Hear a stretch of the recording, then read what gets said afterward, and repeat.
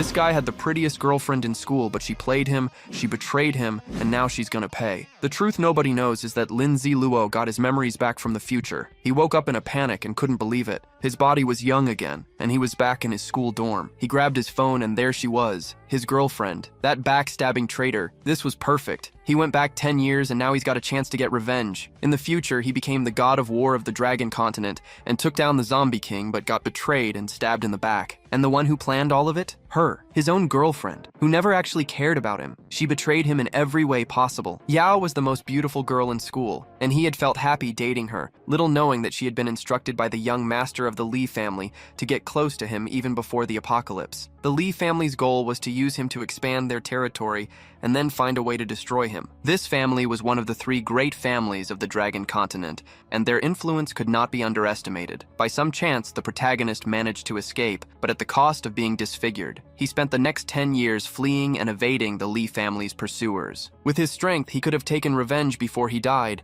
and he wished Yao had not been under their protection. Now that he has been reborn, the apocalypse has not yet arrived, and Jinghan is not his girlfriend, so he can get rid of her beforehand. Opening the messages on his phone, he sees a notification. Yao Jinghan says she will not be able to celebrate his birthday because she has to work and apologizes. Reading about private lessons, he knows it is an excuse to meet with the young master of the Li family, remembering that in his past life, he received a homemade movie of the 2 of them as an unforgettable birthday gift. The protagonist then asks to meet her in an abandoned warehouse since she will be busy at night. The girl asks why they should meet there, and he replies that he needs to deliver a surprise. He did not know why Li Haobo had hated him so much in his past life, and suspected it was because of his father, who was no longer even alive. Back then, he had been eager to spend his birthday with her and was humiliated with the video. Now that he has been reborn, he will not miss the chance to become strong and will not let the tragedy repeat itself. Suddenly, the sky turned red, looking frightening to anyone who stared at it for too long. A person on the street commented that they had heard it was a natural phenomenon that occurred every 5,000 years. He, however, knows that the red-painted sky is the sign that the apocalypse game is coming. At 7 o'clock, the apocalypse will corrode reality, and the world will become a grand game, and he wonders how many people will manage to survive. After that, he goes to the abandoned warehouse and enters. His girlfriend was already waiting for him and asks him to hurry up, as she needs to go to work. Lin gives a fake smile and says she doesn't need to be in a hurry, as he will give her the surprise right now. The girl starts to complain about the silence and threatens to leave,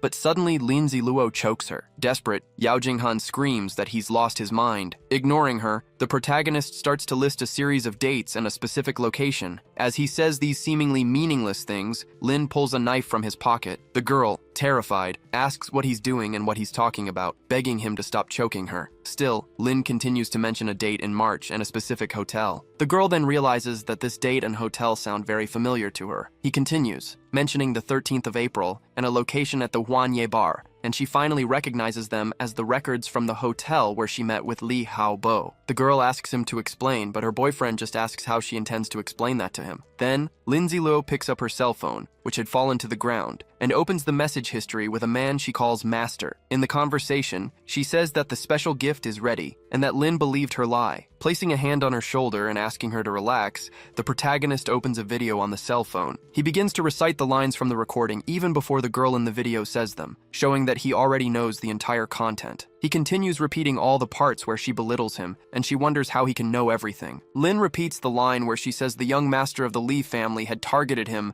and she understands that the video was recorded to entertain the so-called master. In the video, she says that if it weren't for Lin, she would have never been noticed by the family's master, nor would she have achieved her glory. Finally, after humiliating him in various ways, she thanks Lin Ziluo. Still choking his girlfriend, he asks if she's curious about how he knows all this. Shortly after, he lets her go and says she can think about it in hell. At that moment, the protagonist screams at her and attacks her with the knife, managing to knock her to the ground and eliminate her. Then, he collapses heavily to the ground and thinks about the last 10 years that have passed. He begins to cry with relief after the 10 years of suffering he had to endure because of her, repeating to himself that he has finally gotten his revenge and laughing non-stop. Even so, he states that it still wasn't enough. He thinks that, after all, Li Haobo is still hiding in his mansion, and the Lee family is in the capital. Suddenly, a system congratulates the boy for being reborn and announces that the apocalypse game has begun. He finds it strange, as he knows the game wasn't supposed to start before 7 o'clock, and it's still 6 in the evening. Furthermore, he had never heard of the Golden Finger system. The system announces that it's failing to crack the game to give the protagonist a better experience. As the system binds to his body, it asks Lin to draw the first Super Golden Finger. After the reading, the system congratulates him for obtaining the drop rate. This means that for all the zombies he defeats, the item drop rate will increase to 100%,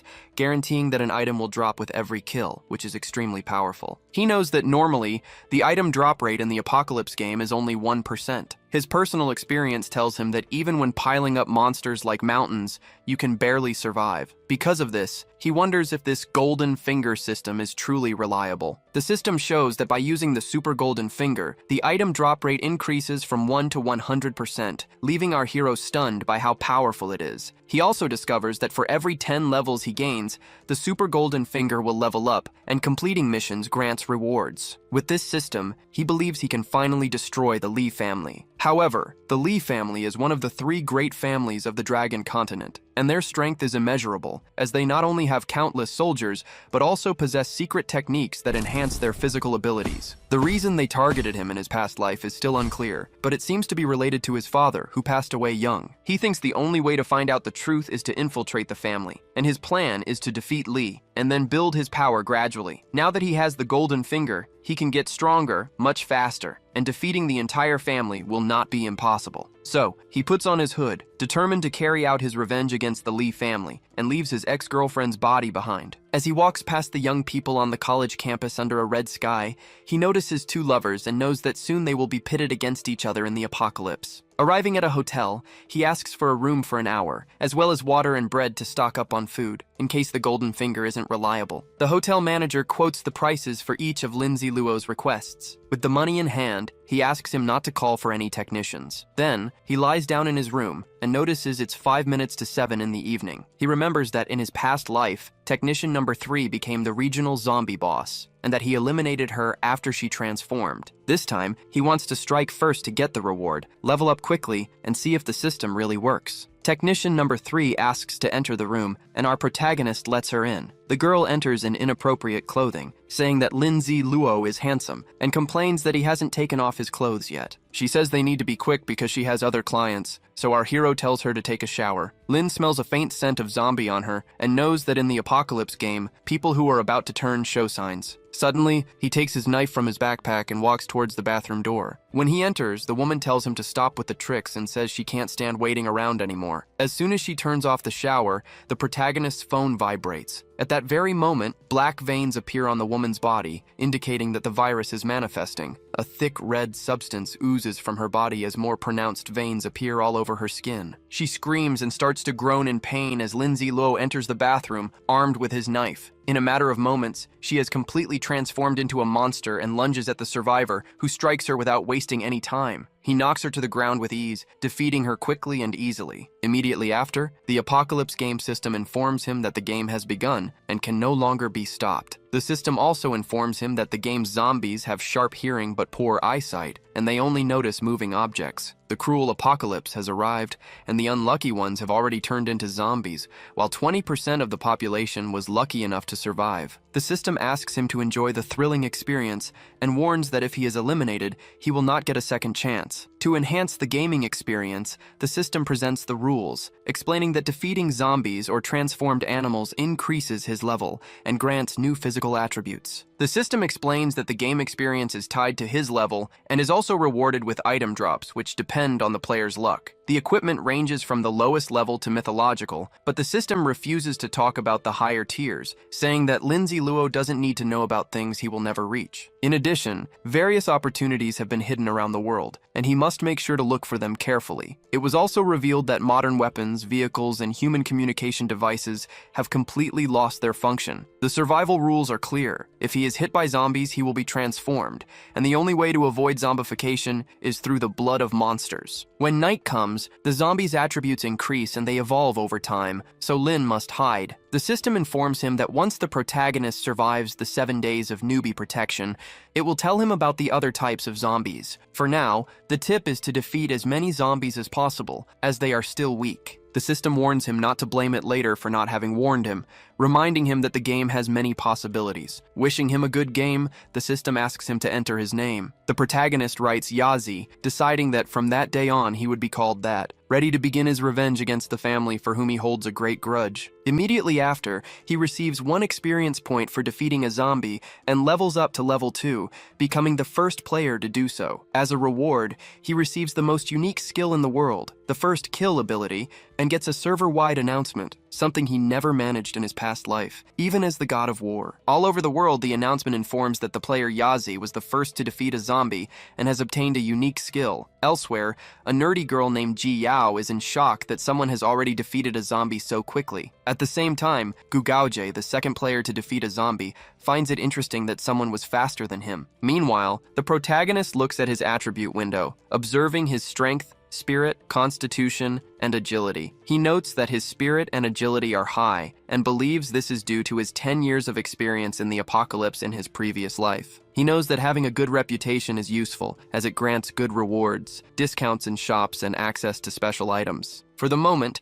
he prefers to forget the 4 free attribute points he received and focuses more on the damage increase he gained. Suddenly, he notices a meditation necklace near the body of the female zombie he defeated. Upon inspecting the item, he notes that it is of the bronze category and increases the spirit attribute by 1 point when equipped. With this, the protagonist realizes he has a 100% item drop chance since he received a bronze item on his very first kill. He mentally asks the system to make reasonable and sensible use of his golden finger, that is, his advantage. Realizing that the system really works as he expected, Yazi decides he will defeat zombies during the night to take advantage of the fact that they are still weak. His initial plan is to start by clearing the other rooms in the hotel to receive more rewards. As he moves through the place, he hears a strange noise that catches his attention and makes him walk silently to the door of one of the rooms. Upon reaching the location, he begins to turn the doorknob very slowly, but then kicks the door, flinging it wide open. Inside the room, he comes face to face with a muscular zombie. Yazi knows that after transformation,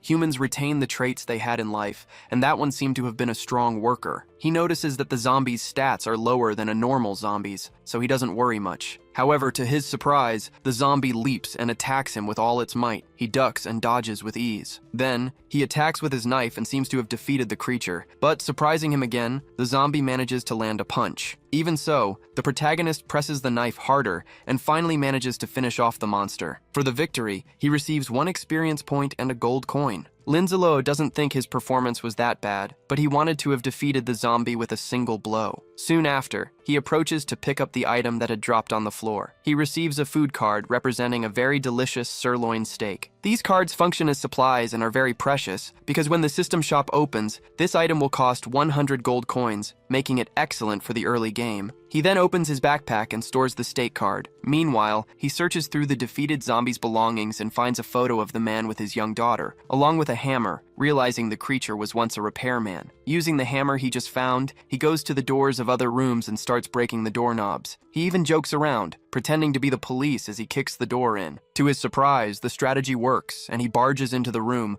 only to find a zombie couple in an inappropriate act. He quickly retreats, remembering that this place is a love hotel, and realizes that even after being transformed, the zombies retain certain habits. The male zombie charges at him, trying to attack him for ruining their fun. The protagonist manages to dodge the blow, and notices that this zombie's stats are 2 points lower than the muscular monsters from before. He finds the creature very bold for fighting so arrogantly despite being weak. Then, Lindsay Luo lands several blows with his hammer and defeats the monster. Noticing the female zombie coming from behind, he grabs his knife and manages to defeat her with his back turned, without even needing to dodge. Upon defeating the 2 zombies, he receives 2 experience points and a few coins, in addition to picking up the 2 items that dropped on the floor. The protagonist receives a double blessing and realizes that his special system, the Golden Finger, really works. He remembers that in his past life, he would kill dozens of zombies in exchange for mere bottles of water, noting the huge difference between being unlucky and lucky. Now, he loves being blessed. The items he picked up are sentry eyes, which detect movement and approaching people within a 10-meter radius. Seeing that each one lasts for 10 hours, Lindsay Luo activates one of them immediately. Shortly after, he hears someone making a lot of noise upstairs and gets irritated. Suddenly, the hotel manager appears, furious, cursing at the protagonist and complaining about his audacity in destroying everything and making so much noise. The man tries to throw a punch at Lin, who easily dodges and grabs his knife. Seeing the boy dodge makes the manager even angrier. The protagonist then says that if the manager weren't such a nuisance,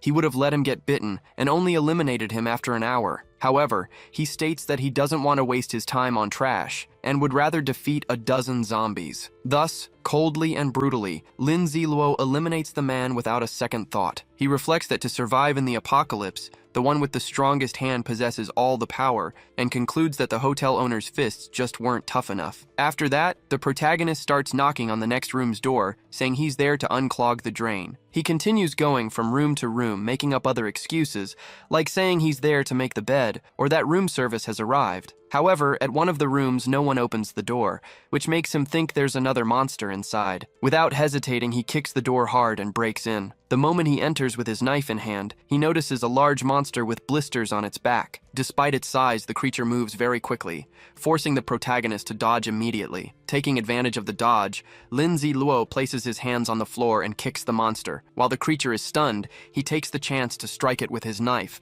defeating it with ease once again. As soon as he wins the fight, he goes to pick up the item the monster dropped, finding a bottle of liquor. After that, he starts searching other rooms and picks up all sorts of items he finds along the way. Finishing his search, he decides it was good progress and that he will rest there for the night. Taking off his clothes, the player Yazi prepares to sleep in the motel, but receives a system notification informing him that he needs 6 more experience points to reach level 3. However, as soon as he lies down on the bed, he is shocked to notice it's already almost 8 in the morning. With little time left, he rushes to defeat 6 more zombies in the next 20 minutes to reach his goal. At the reception, he sees a message saying that technician number 3 is ready for service. He remembers there were 3 of these women, and since he only defeated 2, he knows there's still 1 left to find. Yazi grabs his hammer, knowing that according to the game's rules, zombies are attracted to noise. Therefore, he starts hitting the hammer against a wooden wall to attract the remaining creature's attention. He then goes to an empty room at the reception but finds nothing. Suddenly, he hears a noise coming from a small trap door on the floor. Upon opening the door, he realizes the monster was well hidden underground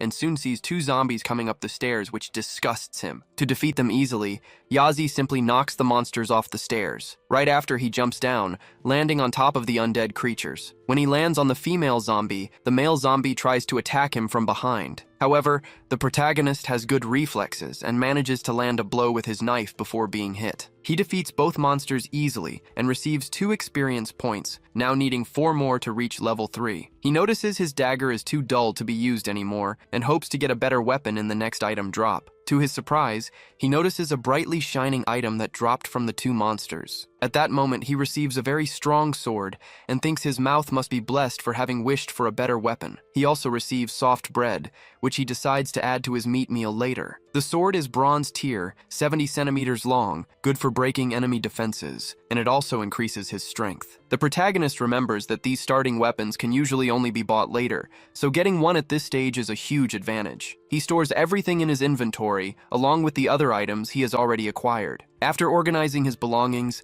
Yazi notices there are only 10 minutes left before things get more complicated. He leaves the zombie bodies behind, goes up the stairs, and finally exits the Love Hotel, finding a small horde of zombies on the street. He expects the zombies to come at him angrily, and soon 4 of them charge in his direction, storming the place. However, the zombies simply fall to the ground, and he realizes he overestimated their intelligence on the first day. He recalls that in his past life, he spent the first day in his dormitory wasting time, while some zombies had already reached level 2. As the zombies approach, he uses his new sword to defeat them all at once, receiving 4 experience points and 4 gold coins. With the experience gained, he reaches level 3 and receives a free attribute point. Now he will need 30 points for the next level and already feels a bit tired. However, his break is interrupted when he notices another zombie approaching, one that seems more intelligent and capable of running on its own. Even so, Yazi defeats it with extreme ease and, upon picking up the reward box, is shocked to see that a skill book has appeared so early in his second life. Finally, after so many battles, the clock strikes 8 in the morning and an alarm starts to go off. At that exact moment, the protagonist notices someone approaching and is attacked very quickly, but he manages to dodge in time. The enemy is a zombie with 10 points in spirit, 15 in strength and agility, and 16 in constitution. Yazi knows that at night, the zombie's attributes increase, making the fight more difficult. To make matters worse, the creature's power will reach its peak within a minute, which worries him, as he needs to defeat it before it gets even stronger. The hero advances with his sword and tries to land a slash on the zombie's neck, but the blade gets stuck and fails to pierce its skin. With trembling hands, he watches the zombie stand still, not reacting, keeping the sword trapped. Realizing the danger, Yazi jumps back, takes a hammer from his inventory, and hurls it at the creature, shouting for it to be eliminated. The hammer hits the monster's face, giving Yazi the chance to finally free his sword. The hammer's impact, however, makes the monster even angrier, and it starts running toward Yazi. The protagonist flees to avoid being caught by the powerful creature, continuing to dodge until he finds an opportunity to attack again. He attempts another slash, which is successful this time and knocks the zombie to the ground. Soon after, the hero defeats several other zombies and notices that all their attributes are at their peak. He reflects that without the experience from his past life, and without acting at the right moment, he wouldn't have been able to win. Next, he starts collecting the item boxes dropped by the enemies. It is already 8 o'clock, and the zombies' attributes have increased by at least 50%. The recent fight was noisy, and Yazi knows he needs to be discreet to avoid attracting more of the undead. Therefore, he carries the bodies and stacks them. Using a special item, the eye, he can tell when zombies are approaching, as he will receive an alert. As a precaution, he plants the item in the ground to act as an alarm, warning him if any zombies enter the area. After a while, the protagonist takes a shower to relax and starts opening the other item boxes. He receives a ring of the night, a bottle of water, and 2 more escort eyes, and wonders why items that were so valuable in his past life are appearing so easily now. He examines the bronze ring, which helps him camouflage himself at night, grants 1 more point of agility, and reduces his presence. Next, he picks up the skill book to learn something new, and obtains his first skill in the Apocalypse game, realizing there is no limit to how many he can learn. This is surprising, as the chance of getting such a book is very low. He remembers that an ordinary person only had the chance to obtain a random skill upon reaching level 10 and level 80. In his past life, unlucky people could get a maximum of 3 skills in total, which were often not even useful to them, and even level 60 or 70 players still relied only on their basic class skills. He remembered a player known as the King of Skills, who had 25 in total, and realized that the 10 skills he had in his past life already placed him above 99% of the world's players. With this in mind, he began to pray to all the gods, asking them to bless him with a useful skill he could use often in this new life. As soon as he finished opening the book, he received the returning spinning slash skill. It was a skill that allowed him to throw his sword, significantly increasing its damage and causing the weapon to return to him right after. Yazo was happy, as this was a rare warrior class skill that combined the range of a throw with an automatic return and the ability to deal multiple instances of damage. Although it had a long cooldown, he knew he could reduce it as his spirit increased. Feeling very lucky, he clicked the button several times, excited to learn the new technique. Right after learning the skill, Yazo decided to test it out to see how good it was, but his stomach started to rumble with hunger. So he opened his inventory and took out several food items for dinner, turning them into a banquet that looked like it was made by a chef. After he finished eating, he gathered everything and threw it in the trash. He knew that to get his revenge, he couldn't follow the same path as in his past life, or he would end up repeating the same mistakes. So, he took out a piece of paper and a pen and began to jot down some important information. He listed the warrior's attributes, like strength and constitution, which are fixed, and others that could increase over time. He also noted that mages gain a fixed point of spirit and agility with each level, in addition to 2 points to distribute freely. He reflected that only 1% of players have hidden classes, but since he had one in his past life, he believed it would be easy to acquire another one in this new life. Hidden classes are advanced, high level, and very different from normal ones, intended only for the best players. Their quests are extremely dangerous, but the rewards are immeasurable. He remembered his old class, the Phantom, which was a high-level assassin with great agility and extremely high single-target damage. It was thanks to this class that he managed to evade the Lee family's pursuit for 10 years. People who obtain these classes become future gods of war or divine magical figures who will be very useful. On his notepad, he also listed other important classes like the Paladin, the Undead Titan, and the Reaper. After organizing his thoughts, he he began to increase his strength attributes in the inventory and to think about where he could find a paladin of light. Yazo also needed to remember the location of that diamond-class sword he had noted down earlier. Meanwhile, the master of the Li family was furious, destroying everything around him because his plan had been ruined by Yao Jinghao. He wondered where the young man had gone, because thanks to him, the materials weren't ready and couldn't be sent to Lin in time. His butler asked him to calm down, reminding him that they had already lost many guards and would soon be unable to protect the Li family. Interrupting the conversation, the family's young master ordered them to send Linzi Luo to meet his father in hell. The butler wondered if the young master's upbringing had been a good one, but on the other hand, he considered that he wasn't entirely wrong. After all, the Li family avoided sibling rivalry by having only one heir. However, with the arrival of the apocalypse,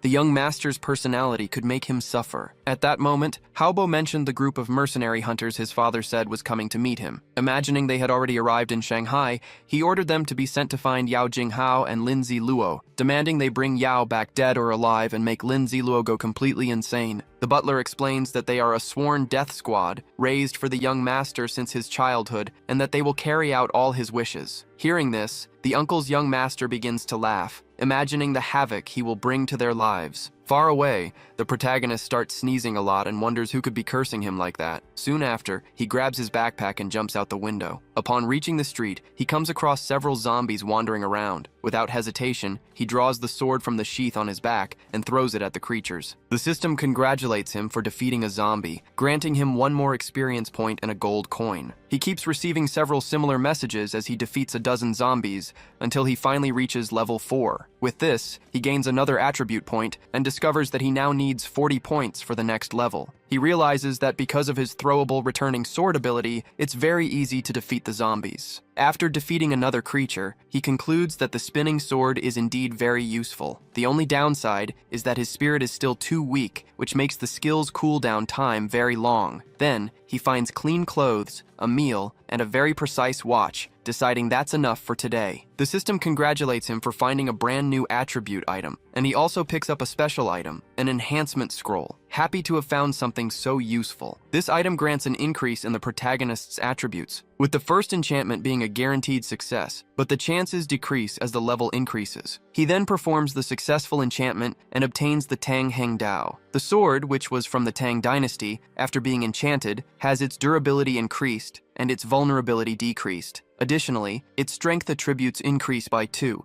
and it now penetrates 15% of the enemy's defense with this effect stacking. The protagonist takes the opportunity and goes to the skill tree to increase his strength again. Then he stores his items in his backpack and obtains a new piece of equipment, the hidden mask. By wearing the mask, he can hide his name, level, and other basic information for 30 minutes, and can use the ability twice a day. Yazi wastes no time and puts on the mask to become hidden. After all that, he decides to rest for a bit before moving on, as he has already done too much. He thinks that if he reaches level 5 during the same day, he will be able to do that challenge without having to look for a dungeon. After all, dungeons are very important for gaining experience, food, equipment, and items in the Apocalypse game. Players just need to find one of the many portals that lead to them, which are scattered throughout the city. There are also some special single-player dungeons, which are hidden and offer much more generous rewards. However, he decides to forget about that for now and go straight to the Li family mansion. At that moment, he takes his extremely precise watch from his backpack and equips it on his wrist. Thus, he leaves behind the trail of zombies he eliminated and sets off on his mission. In the middle of the street, he finds a shop with a heavily reinforced padlock and breaks it with his sword. Upon entering and searching the place,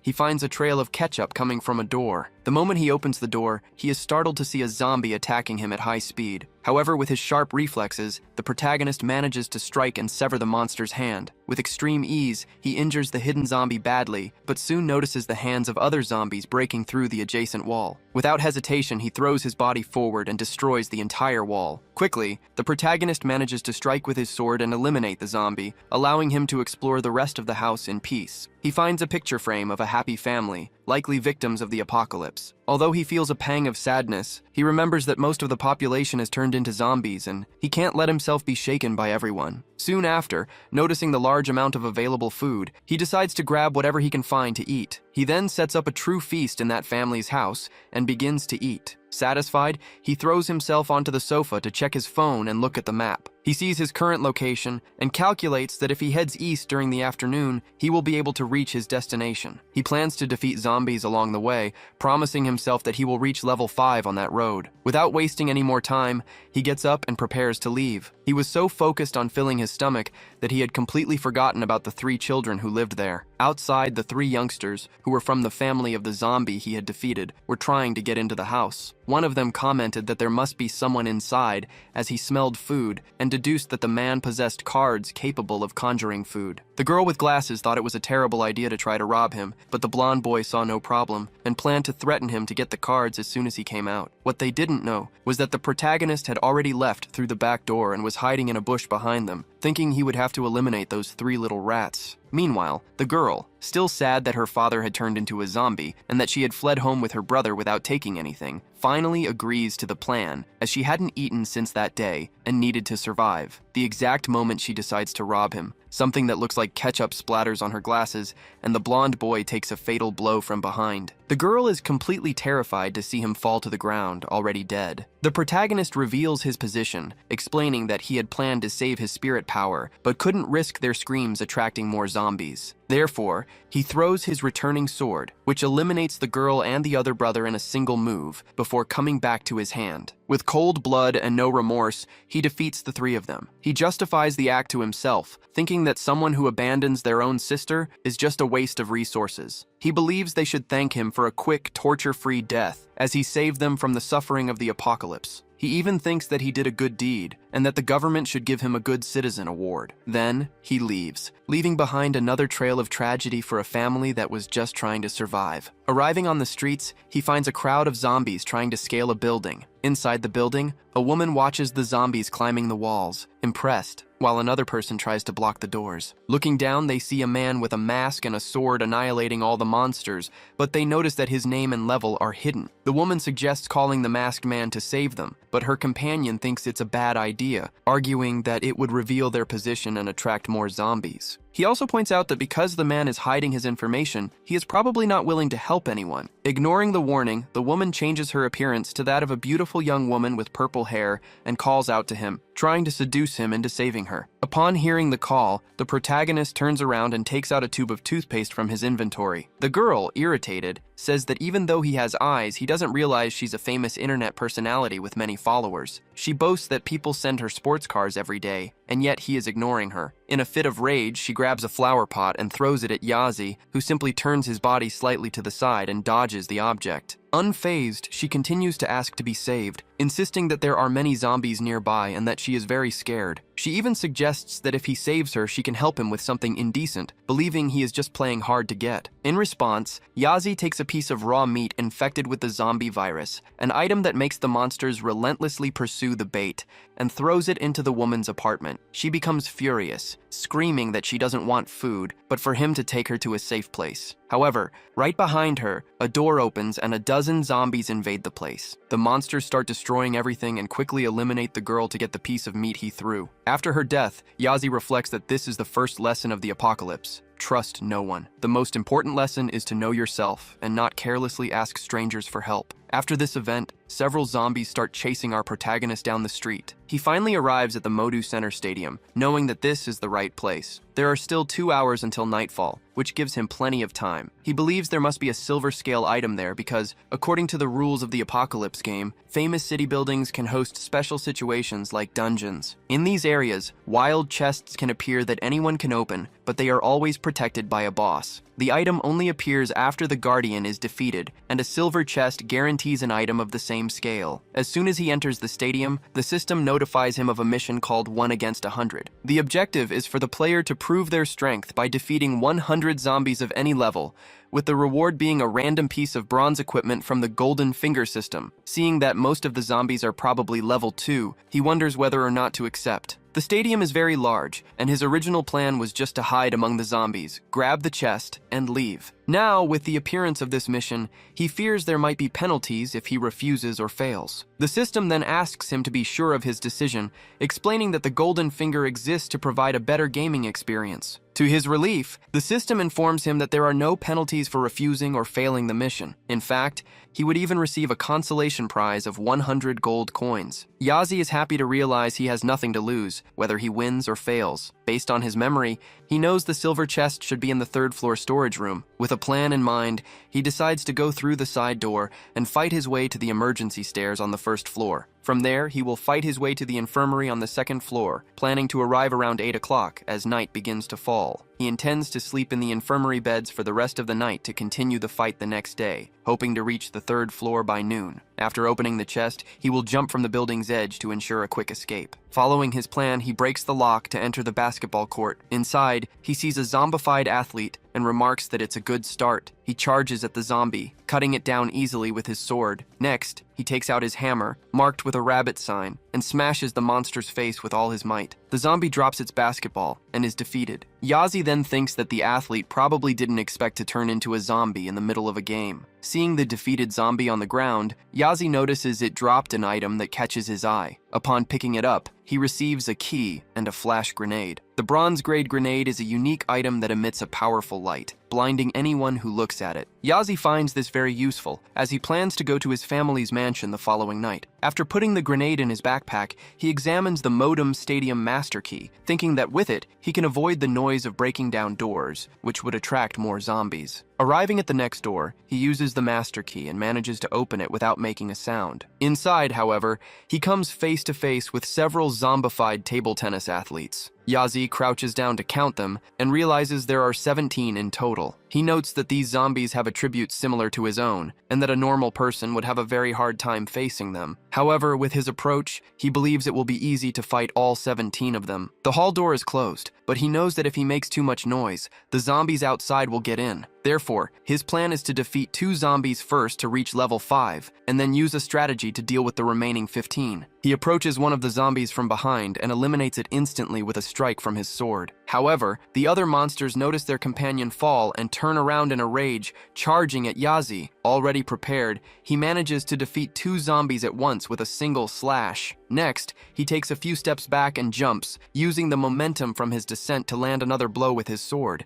defeating 2 more and earning 2 points and 3 gold coins. With that, he finally reaches level 5 and gains another attribute point, now needing 100 experience points for level 6. Yazi increases his constitution and climbs onto a table to get a better view of the scene, promptly kicking a zombie in the head that was trying to bite him. Meanwhile, a person hidden inside a locker watches the whole scene, terrified. He gets very scared when a zombie falls near his hiding spot. Soon after, other monsters are thrown against the locker door, leaving marks. Seeing the silhouettes, he believes they are defeated zombies, and concludes that the player fighting outside must have many resources. He then realizes he can take the monster's remains and turn them into resources for himself. His plan becomes to lure more zombies to the location so that the player will defeat them all and he can take advantage of the situation. Yazi was already tired, and his body trembled from the effort of the fight. He realized that the zombies' roars were attracting the attention of other creatures outside, who were now trying to break down the gym door to get in. Yazi decided to stay quiet, but he didn't know how long the door would hold. He planned to make a strategic retreat as soon as he defeated the remaining zombies. Just then, 4 more zombies leaped on him, trying to devour him. Yazi spun in the air, knocking 3 of them down and preventing them from biting him. He landed on his feet, already preparing to face the dozen zombies still approaching. With a single attack, he pierced 3 of them at once, eliminating them with ease. After defeating all the zombies that were there, he became extremely tired and sat on the floor. As a reward, he received a stamina potion that, when drunk, immediately recovered 20% of his energy and restored another 5% per minute. The potion had a 30-minute cooldown, but the protagonist drank it without a second thought. Next, he threw his sword over the ping-pong table to defeat other zombies and began to pick up the items dropped by the monsters. He got a spiked bracelet, a magically enchanted item whose ability summons a row of spikes from the ground to knock down enemies. As soon as he put the bracelet on his wrist, more zombies broke down the door all at once. Seeing the moment was perfect, the protagonist waited for all of them to get closer, did a backflip, and slapped the bracelet. Instantly, the ability summoned a row of giant spikes from the ground, which pierced and defeated all the zombies at once. Yazi was surprised by the ability's power. After all, only a level 20 mage could do something of that level. Just then, a surviving zombie tried to jump Yazi from behind, but a giant spike hit it. Realizing that several zombies had been eliminated at once due to this ability, the system notified him several times that he had gained a lot of experience points. The system also informed him that, after being used, the spike ability would have a 24-hour cooldown. It was explained that when an item-linked ability is used for the first time, the system injects energy and maximizes its power. In the future, the ability would have to be powered by the player's own spirit force. Our hero then bent down and started picking up the items dropped by the defeated monsters. He got a grenade launcher, a single-use item with a 30-meter radius, as well as a pair of boots that summons a storm and reduces the sound of his footsteps. The survivor equipped his new pair of special boots and was congratulated by the system for it, watching his attributes increase. The system noted that, unless there is a class change, it is impossible for a normal person to have stats like these at level 10. Furthermore, after his class changes, his stats will be double those of a normal person at the same level. As he left the room, he realized there was still a crowd of zombies to defeat. He took the raw meat infected with the zombie virus, placed it in his short-range weapon, and fired a shot, launching the meat far away to lure the zombies from the area. While all the monsters ran off, our protagonist had time to use his boots, which greatly increased his speed and suppressed the sound of his footsteps, allowing him to pass by unheard. He realized it was almost 8 o'clock and that the zombies' stats would greatly increase due to nightfall. Facing the zombies now would be a waste of effort, so he thought it best to find a place to rest. Arriving at the infirmary, he closed the door very cautiously to avoid making noise and tried to use his master key to lock it. However, he noticed something was wrong, as the door wouldn't lock. He reasoned that the apocalypse had hit the world at 7 o'clock, and although the stadium hadn't closed, the infirmary usually closed before then. Therefore, the door should have already been locked after the apocalypse game began. Realizing this, he used his master key on the infirmary door to unlock it, hoping the person inside wouldn't cause him any trouble. Yazi began to enter the room cautiously, trying not to make a sound. However, the person inside noticed his presence and asked who he was and how he had gotten the key to the infirmary. Immediately, the person pressed a knife against Yazi's neck and threatened him. The hero warns that, despite the threat, the man had messed with the wrong person and manages to disarm him. As soon as the knife falls to the floor, he grabs the survivor's arm and throws him backward, injuring him in the process. After immobilizing him, the protagonist places a cloth over his mouth to muffle his screams. This item, a kind of blanket from his inventory, is then used to cover all the cracks in the room. He orders the man to turn on the light, but the survivor argues that it would attract zombies. The protagonist replies that he has already covered all the places where light could pass through, thus avoiding the danger. The man then turns on the lights, revealing the presence of other survivors in the room. They are shocked to see that the protagonist survived the attack, as they were waiting for him to be eliminated so they could steal his items. Yazi comments that he has seen that kind of arrogant look many times, and teaches the survivor that, in the apocalypse, one should never look at others with hatred, because those who do end up being eliminated. Then, Yazi pulls his knife from his pocket and immediately attacks the man, killing him. The action leaves all the other survivors in shock. The protagonist knows he did the right thing by eliminating him first, as the man was prepared and could have caused future problems. He then turns to the others and says he's a good person, telling them not to get the wrong impression of him. They retort, saying that if he's a good person, then they must be angels, since he just killed a man. Yazi justifies himself, explaining that the enemy provoked him first, and that he had no choice but to retaliate, as he is a reasonable person, not a bad one. A woman in a lab coat approaches and states that the man deserved what happened, and the rest of the group agrees with her. Although still a bit shocked, the other members of the group back up her claim. The protagonist is satisfied and reflects that if he had been at his full strength, the battle in the ping-pong room would have ended much faster. He then tells the group to clean up the body and the blood from the floor. Afraid of him, they all obey and remove the body, wrapping it in a blanket. While watching, the protagonist notices the doctor and has a feeling he's seen her somewhere before. Her name is Zhang Yexue. She is at level 0 and has no title. Suddenly, the hero remembers her. He met her in his past life, during the final stages of the apocalypse, when she possessed the divine doctor class. In that life, knowing she belonged to a divine and hidden class, he asked her to heal a wound on his face. She explained that the scar was connected to his soul, and therefore was impossible to heal. Later, he was severely injured other times, and sought her out again for treatment. However, the Divine Doctor class was highly respected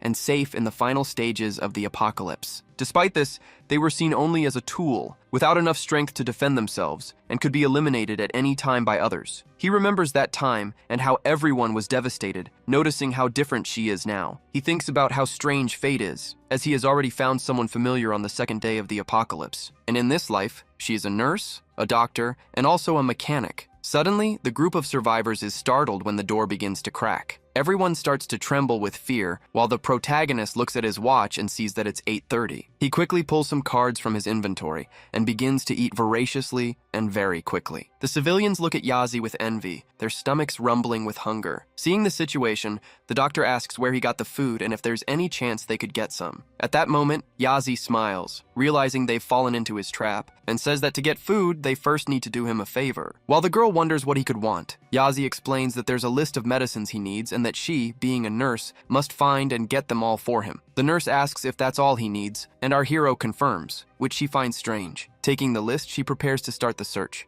Yazi warns that the four of them need to work hard through the night, as he will be leaving at 6 in the morning. Before going to sleep, he gives them some food through the cards and says that if they do a good job, they can get more when he wakes up. Then, he sets up the escort eye to watch over the place and opens his inventory, noticing that he is 22 points away from reaching level 6 and checking the status of the 1 against hundreds mission. After resting, the protagonist gets up and goes to the infusion room, where he finds the civilians completely exhausted from working all night. He congratulates them on their good work and says that each of the cards he will give them is enough to last them for a day. The nurse is surprised, as she thought he would eliminate all of them and steal their things, and had even planned an escape. She didn't expect him to keep his promise, and begins to think that he isn't as cruel as she imagined. Yazi takes the box of medicine he had requested. When the girl asks how to use the cards, the protagonist is shocked, as he had forgotten that the game doesn't have a tutorial. He remembers that in his past life, it took him days to learn how to open the inventory, so he decides to do this favor for Zhang Yexue. He asks her to pay attention to his movements and teaches the nurse how to use the cards, showing how the food magically appears on the table after a click. The nurse thanks him, and soon after, all the civilians begin to use their cards to eat. Yazi wants to give special attention to the girl, as she helped him a lot in his past life, so he tells everyone to leave the place immediately, around noon. Looking through the curtain, he assumes he has already cleared all the zombies from the stadium. However, Zhang gets scared and warns him that there are still zombies nearby. Our hero says she should only worry about herself and leaves. As soon as he leaves, he is confronted by a giant horde of zombies. Without hesitating,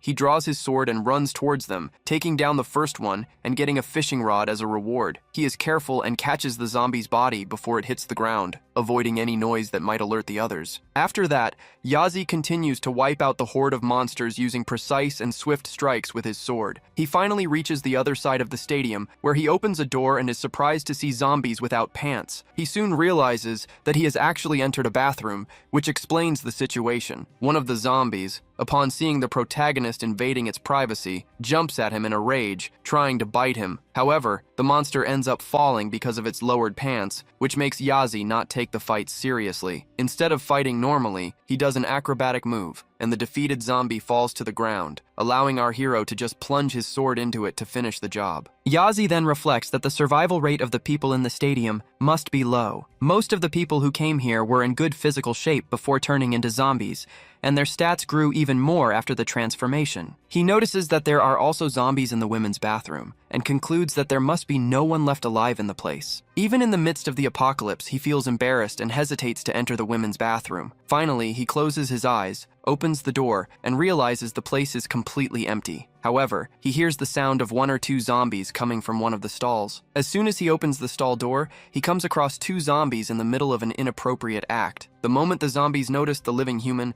they get angry and attack. However, the 2 of them slip and fall to the ground together, and are eliminated by Yazi with a single sword strike. For defeating the level 2 zombies, he gains 4 experience points and 5 gold coins. Next, he starts searching the pocket of one of them, looking for something. As he expected, the zombies were indeed human, and apart from their brains, the rest remained similar, including the bad habits they had in life. Noticing the height of the 2 zombies, he comes to a conclusion. These 2 are an infamous zombie couple, well known in the Apocalypse game. In his other life, this couple was discovered in the stadium, and was known for being inseparable and having great synergy. In terms of strength, strength, they were second only to the zombie emperor, and if they fought together, they could even hold off a war god or the emperor himself. Yazi didn't expect these two to be so unlucky as to be defeated by him on just the third day of the apocalypse. After defeating them, he picks up the fusion stone that was dropped as a reward. The fusion stone is used to fuse two bronze-tier items, creating a new, stronger piece of equipment. He hopes to get a good weapon so he can fuse it with his Tang Dao. At that moment, he turns around and notices someone is inside one of the other bathroom stalls. Yazi draws his sword and becomes alert, but upon looking inside the stall, he finds a magic circle and an item box. Upon discovering the bronze chest, his reputation increases by 10 points. He then requests to open the special bronze dungeon chest, a process that takes 30 seconds. After waiting the required time, the chest opens and reveals an apple. Our protagonist hopes this fruit represents strength or agility. The divine fruit, in fact,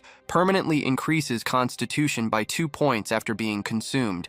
These fruits are rare for level 6, and for players of other levels, the increased stats are unknown. If 2 people from the same team consume the fruit, the stats can be split, giving 1 point to each. Our hero goes to the sink, cleans the fruit, and then bites into it. When he swallows, his eyes light up as the fruit is delicious. A notification appears, confirming that Yazi has eaten the fruit and that his constitution has permanently increased by 2 points. After this, he takes a long, heavy carpet from his inventory, commenting that the stadium has surprised him in many ways and that he is looking forward to the zombies he will encounter ahead. As soon as he reaches the street, he notices a crowd of zombies running very fast in his direction. Immediately, Yazi throws the heavy carpet on the ground, causing the zombies to step on it without making a sound. Because of this, their footsteps are muffled, which prevents alerting other monsters in nearby places. With the noise contained, our hero begins to eliminate the monsters, receiving experience points and gold coins. The zombies are now level 2 and grant more experience, which helps him finally reach level 6. In addition, he obtains resource cards after defeating 2 more zombies and also receives a super blinding light grenade. His strength increases to 19, and he notes that he has already eliminated 62 out of the 100 zombies required to complete his current mission. He also received a new item from the bronze grade, the strongest one yet, a pair of lion-patterned bracelets. These bracelets are imbued with the power of a lion, increasing the user's strength and constitution, as well as inflicting intimidation on the enemy. This effect decreases the target's body coordination, preventing them from being able to use their abilities. Realizing he can only equip one piece of equipment at a time on each body part, Yazi decides to put on the bracelets, which increase his strength by 2 more points. Next, he slowly opens a door and finds several bodies of eliminated people. He reflects that common zombies have no abilities. They just bite humans to turn them into monsters as well, and only feed on brains when in a state of frenzy. Seeing the scene full of bodies on the floor, he imagines that a zombie boss is responsible. These bosses are stronger than zombies of the same level and treat humans purely as food, even feeding on their own kind to satisfy their hunger when no more humans are around. He then considers a second type of monster, animal zombies. The probability of encountering them is low, and it happens more often in strong animals since creatures like mosquitoes do not survive zombification. Animal zombies are attracted to humans and feed on their brains, but they also hunt other zombies. Noticing several cuts on the bodies on the floor, he concludes that it is probably a zombie cat. Yazi hates zombie cats, as they have keen hearing and senses, and they surely already know he's in the area. He wonders if the monster is planning an ambush or a direct attack. Using his own senses to find the zombie, he can't locate it to avoid the trap until he feels a spark that indicates the monster's proximity. Suddenly, our protagonist is caught by surprise and attacked by the zombie cat, but he manages to dodge just in time to avoid a slash. In response, he immediately throws his sword at the creature. The zombie cat is a bronze category level 9 with 21 strength and sharp claws. Our protagonist realizes it's a prefixed zombie cat, which means it's an entity-level boss. Its special talent is its sharp claws, which tear the wound and reduce any healing process by 40%. Additionally, the cat's gaze can lure the enemy into a terrible illusion, and the resulting fear decreases the target's stats. Our hero understands he's facing a high-level boss, with strength and agility that surpass his own. He thinks that the ability to reduce healing and increase damage is exactly what's expected from a boss in the Apocalypse game. This means that if he gets injured once, that part of his body will be difficult to heal for the rest of the battle. Despite the danger, our protagonist smiles, ready to use all his battle experience to destroy the zombie cat. As soon as the monster starts coming at him, he gets ready. Immediately, the system alerts him that he has encountered an extremely strong bronze-grade monster and that the mission is to defeat it. The notification explains that it's a stray cat with a special talent that lived on the third floor of the stadium, where people who liked animals used to bring it food. With the apocalypse, the cat was infected and transformed, starting a massacre in which its sharp claws slashed the same humans who had helped it before. The original mission required him to eliminate the cat to earn 100 reputation points, 200 gold coins, 1 item, and 100 experience points, all within 8 hours. If he failed, the penalty would be the loss of 1 level and 1 point in all stats permanently. However, the Golden Finger system detects the mission and optimizes its parameters, maximizing the rewards to 300 reputation points, 500 gold coins, and a special item. Furthermore, the completion time is increased to 24 hours, and all penalties are removed. Our protagonist is in shock as he realizes this is no longer the apocalypse game he knew, nor the same system that had wronged him countless times in his past life. Back then, every mission was extremely difficult, and the penalties for failure or refusal were severe. For an ordinary person, with an item drop rate of only 1%, the rewards might have seemed decent, but facing a level 9 bronze boss in the early days would be impossible without a huge team. Even with dozens of people, the reward would be maybe 50 coins, which was practically nothing. Now,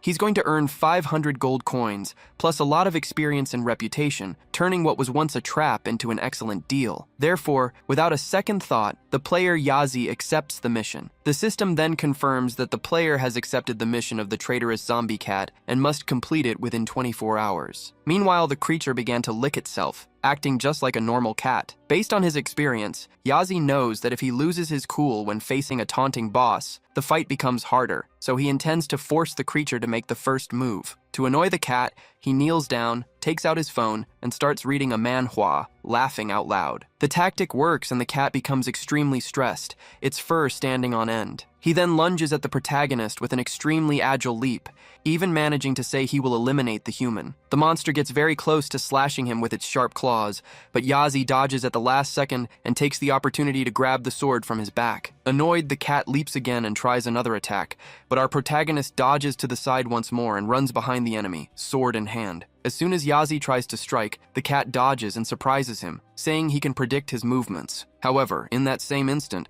the protagonist manages to cut the cat's claws, something he wasn't expecting. The creature becomes extremely irritated by the pain and says that this is unforgivable. Our hero just mocks him for losing his claws and challenges him to attack again. Furious, the cat starts to scream and finally uses its special ability, the terrifying gaze. Yazi realizes he has been pulled into an illusion by the zombie animal's eye ability, seeing the cat in a monstrous form and surrounded by several lost souls. However, since he spent 10 years in the apocalypse, a mere illusion with a horde of zombies isn't enough to terrify him. He simply says the cat is not worthy and shatters the illusion with his willpower, sending the monster flying away. With the spell broken, the cat falls to the ground and starts running in desperation. Seeing his chance, our protagonist uses the whirlwind sword skill and throws his weapon toward the fleeing monster. Upon eliminating the cat, Yazi completes the mission and receives all his absurd rewards. Immediately after, it is announced to the entire server that he has not only defeated the bronze class boss, but has also reached level 7. The news generates diverse reactions among the other players. One of them gets annoyed, wondering who this person is and why so many announcements about him appear on the server. In contrast, a girl is happy for her great friend and asks when he will arrive at the location to marry the princess. A third player, however, doesn't want to be bothered by this type of announcement and simply thinks Yazi is an attention seeker. Meanwhile, in a high-rise building, a man drinks wine and reflects on the news. He knows that the name Yazi is involved in the mythology of the Dragon Kingdom, which leads him to believe the boy is someone important. He considers that if an expert like Yazi were willing to join his group, their strength would increase drastically. After the announcement of Yazi's victory ends, the protagonist realizes it has caused a great commotion and that he will probably have to hide his face from now on. To rest a bit, he clicks on a chair in his inventory, which materializes in front of him. He reflects on the battle, remembering that the zombie cat's stats were higher than his and that it took a lot of effort and mental power to defeat it. He recognizes that defeating a bronze class boss alone and without taking any damage is a very advanced feat. Therefore, he understands that if he encounters a higher tier boss next time, the situation will be a huge problem. The system congratulates him for receiving a server-wide announcement and gives him the rewards. He receives 3 attribute points, 1,000 gold coins, and 1,000 reputation points. Upon opening his game panel, he notices that he now has a total of 2,000 reputation points, 5,000 gold coins, and 4 available attribute points. In addition, he has also gained more space to store items in his inventory. He also obtained a unique title for being the first person to eliminate a bronze-class boss in the Apocalypse game. This title increases all his stats by 2 points, and against normal bosses or those below the bronze class, their attributes are decreased by 5%. The system informs him that player Yazi can choose to exchange his first kill title for the new bronze class Annihilator title. Our surviving hero decides to make the switch, and the new attributes he gains from it will take effect in 1 hour. With his current stats, he concludes that if the zombie cat were to revive now, he could defeat it again more easily. He then wonders how powerful his attributes might become when his class finally changes. 30 minutes pass, and the protagonist receives a special item from the zombie cat, a horn. By blowing the horn, he can summon the sharp-clawed zombie cat and control it for 30 minutes. Realizing it's a summoning type item, he knows he got very lucky, as he now has a permanent helper. He also analyzes the monster's remains. The cat's skin, its flesh, and its sharp claws can be used to craft coats, food, or weapons. Recognizing that the defeated zombie cat's body is a real treasure, he picks it up and places it in his inventory to use later. Finally, he arrives at the warehouse where he remembers the silver chest is hidden. Upon opening the door, he is faced with several mortal remains and notes that the cat had a rare and sinister taste. Anyone who saw that scene would be frightened, and the idea of a cat collecting eyes would shock the entire world. Thinking about the possibility that the zombie cat had hidden some treasure inside, he begins to search the area. First, he finds a cat toy wand with small weights tied to its ends. Aside from this creative wand, the rest seems to be pure junk, much to the protagonist's disappointment. Determined to continue his search, he finds a pile of white clothes and looks underneath them. As soon as he moves the clothes, he finally finds the special silver chest he was looking for. For discovering the chest, he receives another 20 reputation points. The system then asks if he wants to open the chest, warning that the process will take 60 seconds, and our protagonist immediately accepts. Finally, upon opening the chest, he receives a bonus that increases his inventory space. In addition, he gains 50 experience points, a new skill book, and a white cape with wings. He is impressed to see that the skill book is a silver class item. The chest also contained 2 explosive swords for the warrior class, which allow the user to land 2 attacks and then generate an explosion. He thinks the skill is good, as it was exactly what he needed for his warrior playstyle, but he recognizes that it is difficult to use. A novice would have difficulty executing a 2-hit combo with critical damage, but he feels confident that he can do it. Immediately after, the system detects the explosive double slash skill and asks if he wishes to learn it, to which the protagonist replies, yes. After learning the skill, he picks up the white cape with wings to examine it. The silver class item is a fabric made with feathers from various rare birds, which increases agility by 2 points. Because of a special spell on the cape, it also allows him to glide a little, enabling him to fly slowly and hover in the air after jumping or landing. Yazi is impressed with the cape and its abilities, so he equips it immediately. He realizes that he benefited greatly from the fight against the zombie cat. Originally, his only goal for the night was to get rid of Li Hao Bo, but that goal now seems small. He decides he wants to get rid of the entire Li family. With that in mind, there is only one task left to do. Complete the 1 versus 100 mission from the Golden Finger system. To begin, he approaches a door and knocks on it, attracting the nearby zombies. Then he drops some feathers from his cape and decides to take the initiative in combat. He runs very fast toward the zombies that were attracted by the noise, drawing his sword and preparing a massive attack. While jumping and gliding with the help of the cape, he drives his sword into the monsters, eliminating them with ease. He takes down several of them while floating, using his sword masterfully. Floating above a zombie, he decides it's time to test the effects of his new explosive dual sword. He then unleashes a whirlwind strike with his new sword and finds the skill incredible as it hits the zombie, eliminates it instantly, and, in a matter of moments, causes an explosion. The protagonist uses the cape to protect himself, but the impact of the explosion is so great that it throws him backward. To avoid getting hurt, he quickly drives his sword into the ground and holds on. He realizes that the stats of the tall zombie he defeated were 30% higher than his own. The speed at which he swung the sword was the same as the whirlwind, but the effect was completely different. As soon as he finishes testing the skill, he decides to take the fight seriously. Upon defeating 2 zombies, he receives 2 experience points and 3 gold coins. After that, he continues to gain experience points and gold coins non-stop. Eventually, he manages to defeat 100 zombies in the Madu Stadium, completing his mission. As a reward, he obtains a random item from the Golden Finger system. The system asks Yazi if he wants to receive the Bronze class reward now. The protagonist is surprised to have defeated dozens of zombies so quickly and agrees to take the mission reward. He wonders if his luck has run out after getting so many good items today, since the reward was resource cards. Seeing that they are just cards, he decides he is in no hurry and can get them the next day. Afterward, he rereads the system message about getting a Bronze class or Golden Finger item and decides to take the equipment first, saving his luck for the Golden Finger item. Yazi believed that saving the most important thing and leaving his luck for last usually yielded better results, so he proceeded to obtain the Bronze category item. He received the Vampiric Ring, which transforms damage dealt into stamina for himself by draining it from the enemy. Yazi considered this attribute of draining damage and converting it into stamina to be very rare. Because it was such a good piece of equipment, he became afraid of getting a bad item from the Golden Finger. The system then explained that every normal Gold Finger item has a practical effect and is guaranteed to aid the player. Because of this, our hero decided to get the random item. The system started drawing the item and surprised Yazi by giving him auto loot, an ability that let him automatically pick up items dropped by the zombies he defeated. Now he could collect items and receive them automatically at the same time, which relieved him, as he had been worried that the high item drop rate might hinder him. Next, he asked the system if this ability was really level 1. The system confirmed, and said that if he received auto loot again, the ability would level up, increasing its range and unlocking additional effects. Additionally, the Goldfinger missions would be activated randomly based on Yazi's environment and life events. He realized he was lucky, and wondered what the other Goldfingers did, and what kind he would get next time. Soon after, he received other items from the zombies, like a portable charger, food, and another watchman's eye. From that moment on, only the items he obtained would be announced and sorted into categories in his inventory. When he opened his inventory, he was pleased to see that the sorting was detailed and well organized. However, he realized that the fight with the zombie cat and the Gold Finger draw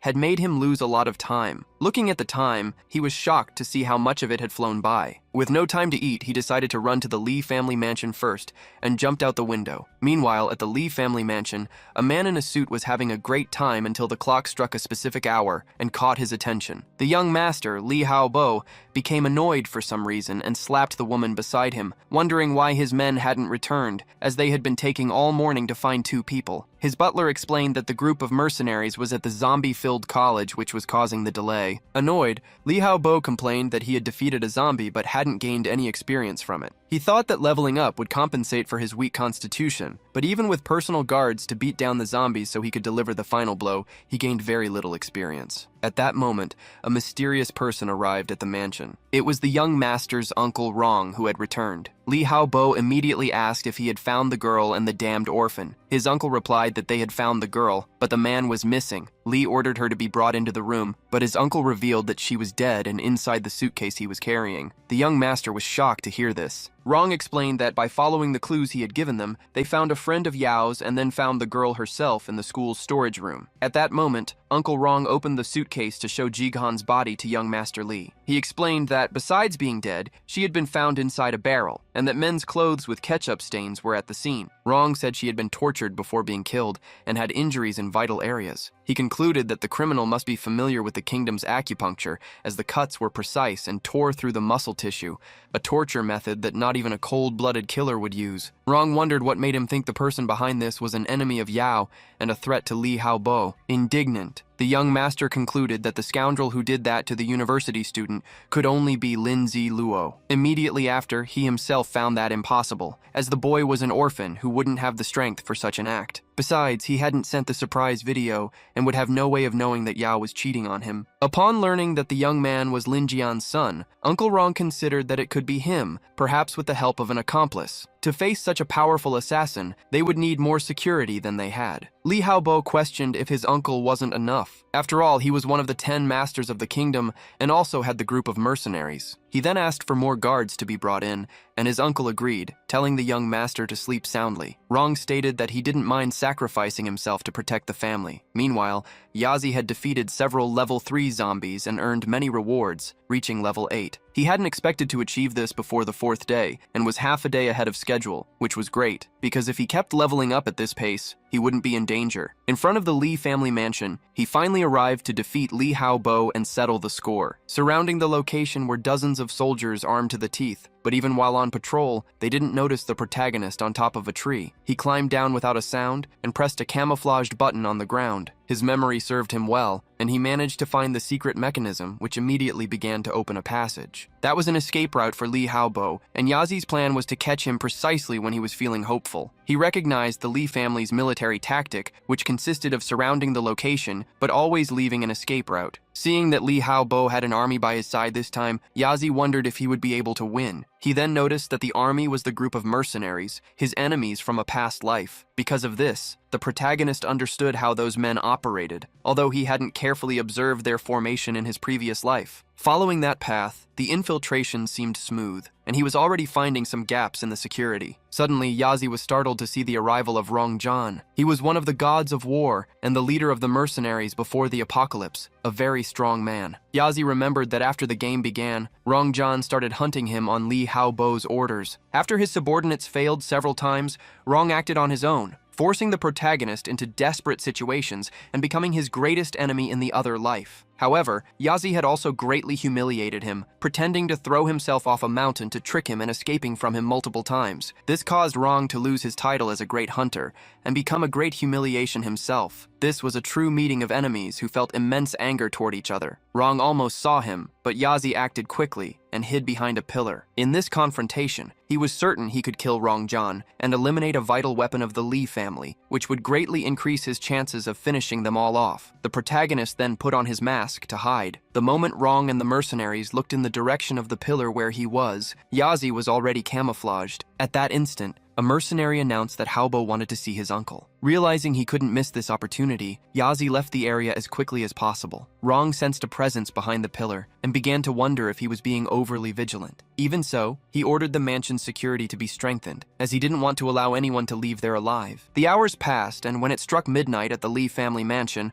the young master asked if he could go to sleep yet. He argued that the zombies were still active, and that no one would come to eliminate him at that hour. However, his uncle Rong insisted it was better to stay awake, as his intuition told him so. The young master grew irritated with the situation, as he was bored and didn't want to stay up all night for someone who didn't even dare to show their face. Noticing this, the butler suggested he find some entertainment. The idea pleased the young master, who decided to find some amusement to pass the night while waiting for Lindsay Luo. He then asked his uncle if they had captured a zombie, and Rong confirmed, explaining it was for research and weapon creation. The young master replied that since there were so many zombies out there, he wanted to play with that one first. His uncle was afraid he would get hurt, but at the same time, he saw it as a good chance to calm him down. Li Haobo assured him he wouldn't get hurt, stating he wasn't afraid even if the zombie became enraged, as there were many bodyguards in the mansion. Convinced, Rong ordered a mercenary to bring the zombie that was captured during the afternoon for the young master to have fun with. Soon after, several people appeared, restraining a large, powerful zombie. It was bound in chains and thrashed hatefully, trying to break free. Next, the young master asked for his giant iron cage to be brought. His servants obeyed and brought the cage, which had women trapped inside. At that moment, he began to ring a golden bell, which terrified the prisoners as they knew what that sound meant. With a strange expression on his face, the young master stood up and approached the women, making obscene gestures and asking one of the soldiers to give him the key to the cage. The group of mercenaries obeyed and handed him the key. As the young master prepared to open the cage,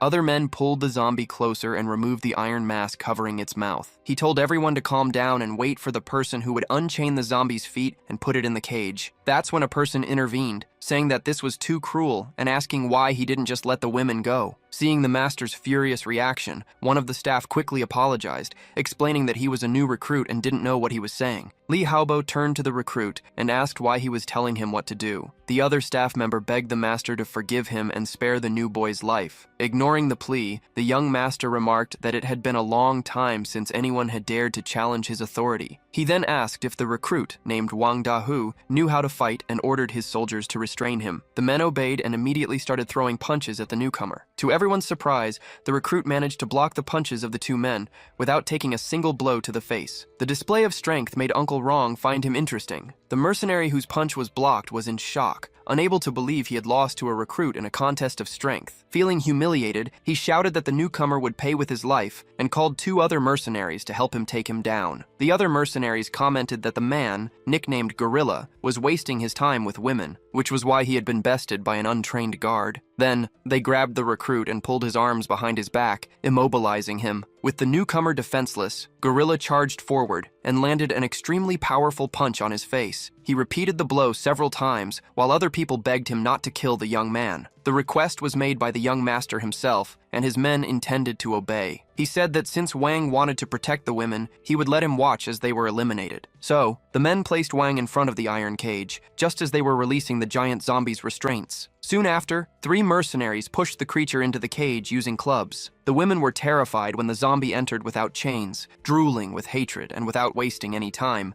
it pounced on one of them and cruelly eliminated her. Wang watched the scene crying, feeling helpless because he could do nothing. After he screamed a lot, the guards ungagged him, and Dahu simply accepted his fate, falling to his knees. Seeing this, Li Haobo ordered them to put him in the cage, stating that since he supposedly had super strength, he should face the strongest zombie. The mercenaries praised the master for the idea, saying that not even they would have thought of it, and that he knew how to have fun like no one else. They then began to drag Wang Dahu to the cage by force, while the other women were eliminated one by one by the zombie. Finally, they threw the young man inside, where the muscular zombie was already watching him with a sadistic look. The giant zombie began to advance on the recruit. At that moment, Wang remembered his mother asking him to be careful, as she would be waiting at home. Crying, he thought he wouldn't be able to go back to see her again. However, he decided it was not the time to be eliminated, precisely because his mother was waiting for him. With this new determination, he stood up and punched the zombie in the chin, catching it by surprise. Next, Wang grabbed the monster's torso and tried to throw it to the ground. Using all his strength and in complete desperation, he managed to throw the zombie against the iron bars. Suddenly, blood started coming out of his mouth, and he didn't understand what had happened. It was then that he realized the zombie had dug its claws into his abdomen, leaving him severely wounded. The young master, watching from the outside, found the scene very exciting. Even injured, the boy did not give up the fight. He held the wound with one hand while punching the monster with the other. At the same instant, Wang fell to the ground. The zombie also fell, defeated. On the ground, Wang began to cry, mentally telling his mother that he was wrong. Uncle Rong commented that it was a shame, while the mercenaries thought he lost too quickly. Suddenly, the young recruit's body began to change, with black veins appearing, his eyes turning red, and sharp fangs emerging from his mouth. While all this was happening, the protagonist realized the perfect opportunity had arrived. He approached a guard from behind and silently eliminated him, without anyone noticing. Then, he stole his clothes, and the disguise worked perfectly. To deceive other soldiers, he said he had seen a man sleeping when he was arriving there. The guards began to complain that the leaders were having fun while they did the hard work of protecting the doors. The protagonist, being honest, agreed and said that the leaders didn't treat them like humans, but just as disposable soldiers. Suddenly, one of the soldiers noticed that the supposed Adi was taller than usual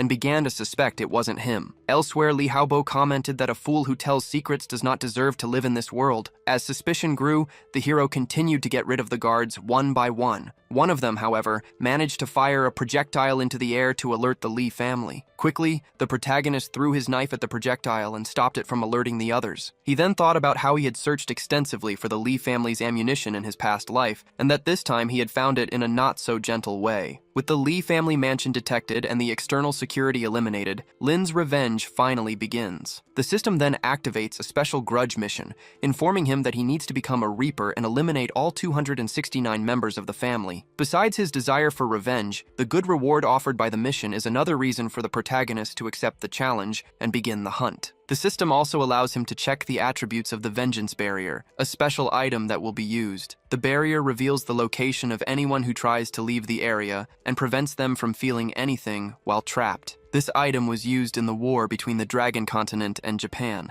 a time when all of Japan was in despair as those who escaped the capital were hunted down. Yazi thinks this will be the perfect day to test how good the item really is. The system congratulates him on starting the mission and wishes him good luck. Suddenly, the elimination counter jumps to 9. even though Lin hasn't done anything yet. Surprised, he runs to the mansion to check what is happening. Inside, the Lee family is confronting a man named Crocodile, who has annihilated all the girls, leaving none alive. Crocodile then tells the men of the family that they can play with him, repeating the taunt several times until Rong stands up to take action. Rong had never felt such a murderous aura, one that made his own seem insignificant. The young master of the Lee family becomes very scared, realizing they have come to eliminate them. The butler tries to calm the young master, saying he will be fine, as Rong and the mercenaries are there to protect him. They already know the killer is inside the mansion as he defeated all the guards outside. Rong reflects that even if the guards weren't elite, defeating them all alone would make the invader a god. At that moment, our protagonist declares that he is just a human who will be the reaper for all of them. Immediately, the mercenaries and Rong start to move, searching for Yazi until a flashbang is thrown near them. As soon as the grenade explodes,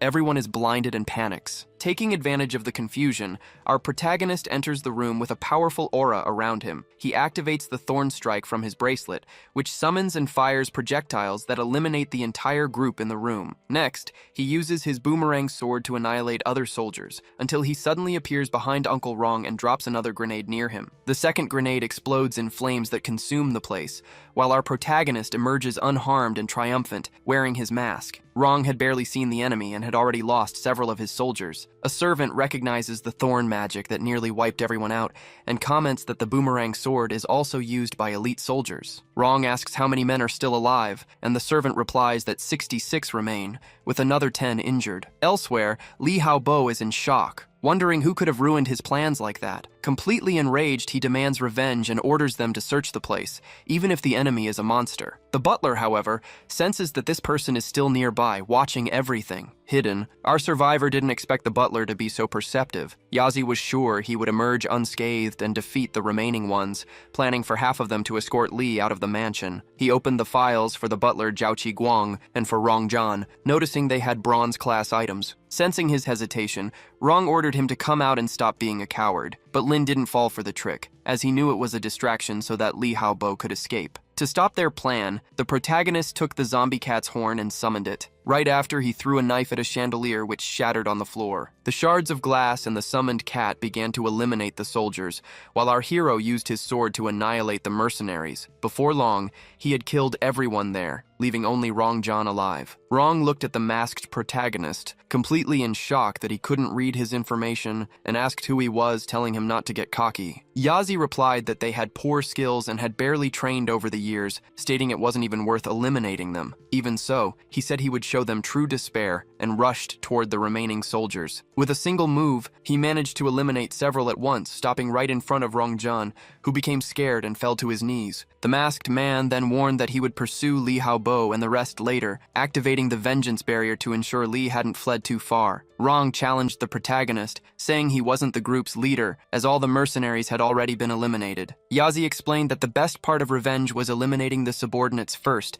to make the leader lose the will to resist. Desperate, Rong begged to know who he was, saying he didn't want to die with regrets. Our hero coldly replied that dying with remorse was perfect for someone like him. Ignoring Rong's last wish, he struck with his knife and ended his life. As he did so, Yazi remembered the day Rong stepped on his head and called him a worm and an orphan. Now, he was getting revenge for everything. He thanked Rong for teaching him not to talk so much in front of the enemy to avoid trouble. Yazi was happy to see that he died with remorse, considering his revenge a success. With Rong's death, the Li family was weaker, which would make it easier to deal with them in the future. He then left the place, leaving a trail of bodies behind. Meanwhile, Li hoped no one was pursuing him, and his butler reassured him, saying that Rong would take care of the enemy. However, at that very moment, one of the subordinates was thrown forcefully against the wall. Li immediately thought that Lin Zilo had hired someone, as this person had eliminated Yao and was now coming after him. He didn't understand how they had discovered his relationship with Yao or where Lin had found such a strong assassin. Li found it all impossible, since they had eliminated Lin's father and wiped out his family. He said that if it weren't for a certain boss, the boy would already be dead along with the rest of his family. It was then that he heard the assassin's voice and recognized it as Lin Ziluo's. Shocked, Li wondered how he had gotten there and found that place. The protagonist, in turn, understood that Lee had been keeping an eye on him the whole time, which added even more fuel to his revenge story. Face to face, Lee said he should have sent someone to eliminate him a long time ago. In response,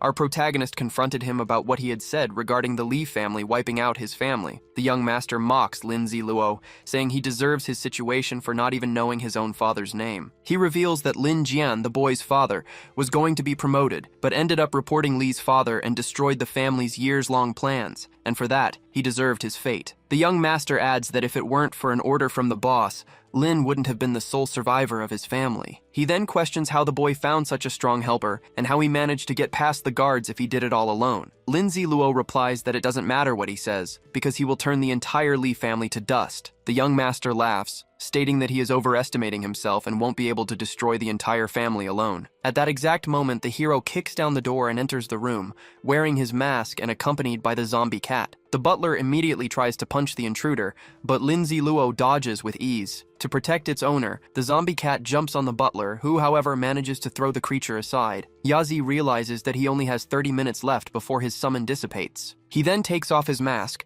leaving everyone in shock as they see that the killer was him all along, and that he did everything alone. The young master is extremely surprised to confirm that the criminal is indeed Lin Ziluo. He finds it impossible that the boy had the strength to eliminate his uncle and the skill to infiltrate the mansion. Lin Ziluo then explains that as long as he is protected by the 7-day newbie system, none of their abilities will have any effect on him. Even so, the young master can't believe it and wonders when Lin became so strong. Our hero declares that he alone is more than enough to annihilate the entire family. After saying he won't leave the old man alive, he prepares himself and attacks the butler. However, when he tries to land a punch, the butler manages to defend himself using his arms. Lin Ziluo comments that the butler's physique is good and that such a punch would have defeated Rongjian, acknowledging that at this point, the old man is the only one who can give him a hard time. Seeing this, the family's butler rips his suit, revealing an overwhelming physique. Lin Ziluo uses his sword to attempt to slash, but the butler dodges and accuses him of fighting dirty. Determined to finish them all, the hero throws his dual explosive sword. The weapon grazes the butler's shoulder, leaving a superficial cut. However, the sword starts to come back from behind him like a boomerang and lands a deep cut on his arm. The butler can't believe he is being defeated so quickly after practicing martial arts for 50 years. He refuses to accept defeat, but suddenly suffers an explosion. The protagonist takes advantage of the situation to run towards the butler with his sword in hand. He states that he can't leave any loose ends and will only rest in peace when the enemy is gone. Lin Ziluo finds the butler stubborn, because even in the apocalypse he still thinks the fight is just about moves and technique. After eliminating the butler, Yazi reflects that it's not enough to be strong. One must master and understand the situation, otherwise death is the only way out. Seeing young Master Li on the ground, Lin Ziluo calls him useless. He takes his sword and pierces Li Haobo's leg, who starts to scream. Tired of seeing him pretend,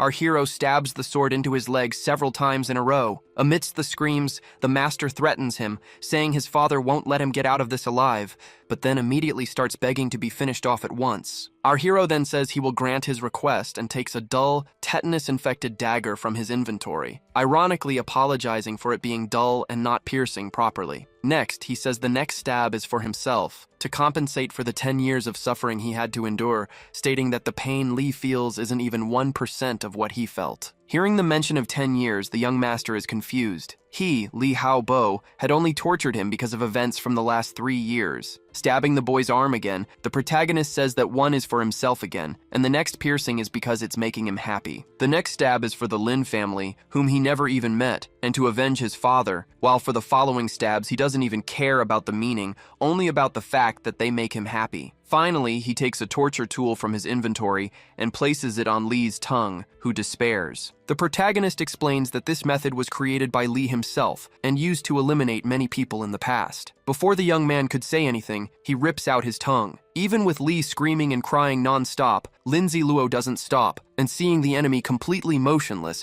asks if he can't take it anymore. He comments that what he is doing now doesn't compare to the torture methods Li created and used in the past life. After a few more stabs, he realizes that Lee isn't playing dead, concluding that he overestimated him and that the young man lacked the ability to fake something like that. The fact that Lee had a mental breakdown only proves that his body had reached its limit. To ensure he has finished Li Haobo, he uses his explosive dual sword, taking out an umbrella to protect himself from the explosion and debris. As he watches the city view at night from the balcony of the Lee family mansion, the system informs him that the Heart of Vengeance talent has been activated following his change in mental state. The protagonist doesn't understand what this new talent is, so the system explains that talents and skills are different. Skills can be learned through books, while talents can only be activated based on his own attributes, emotions, mental state, and other conditions. The Heart of Vengeance ensures that every debt is paid, and upon identifying an enemy, his stats increase by up to a maximum of 20%. The protagonist didn't expect this talent to be so useful,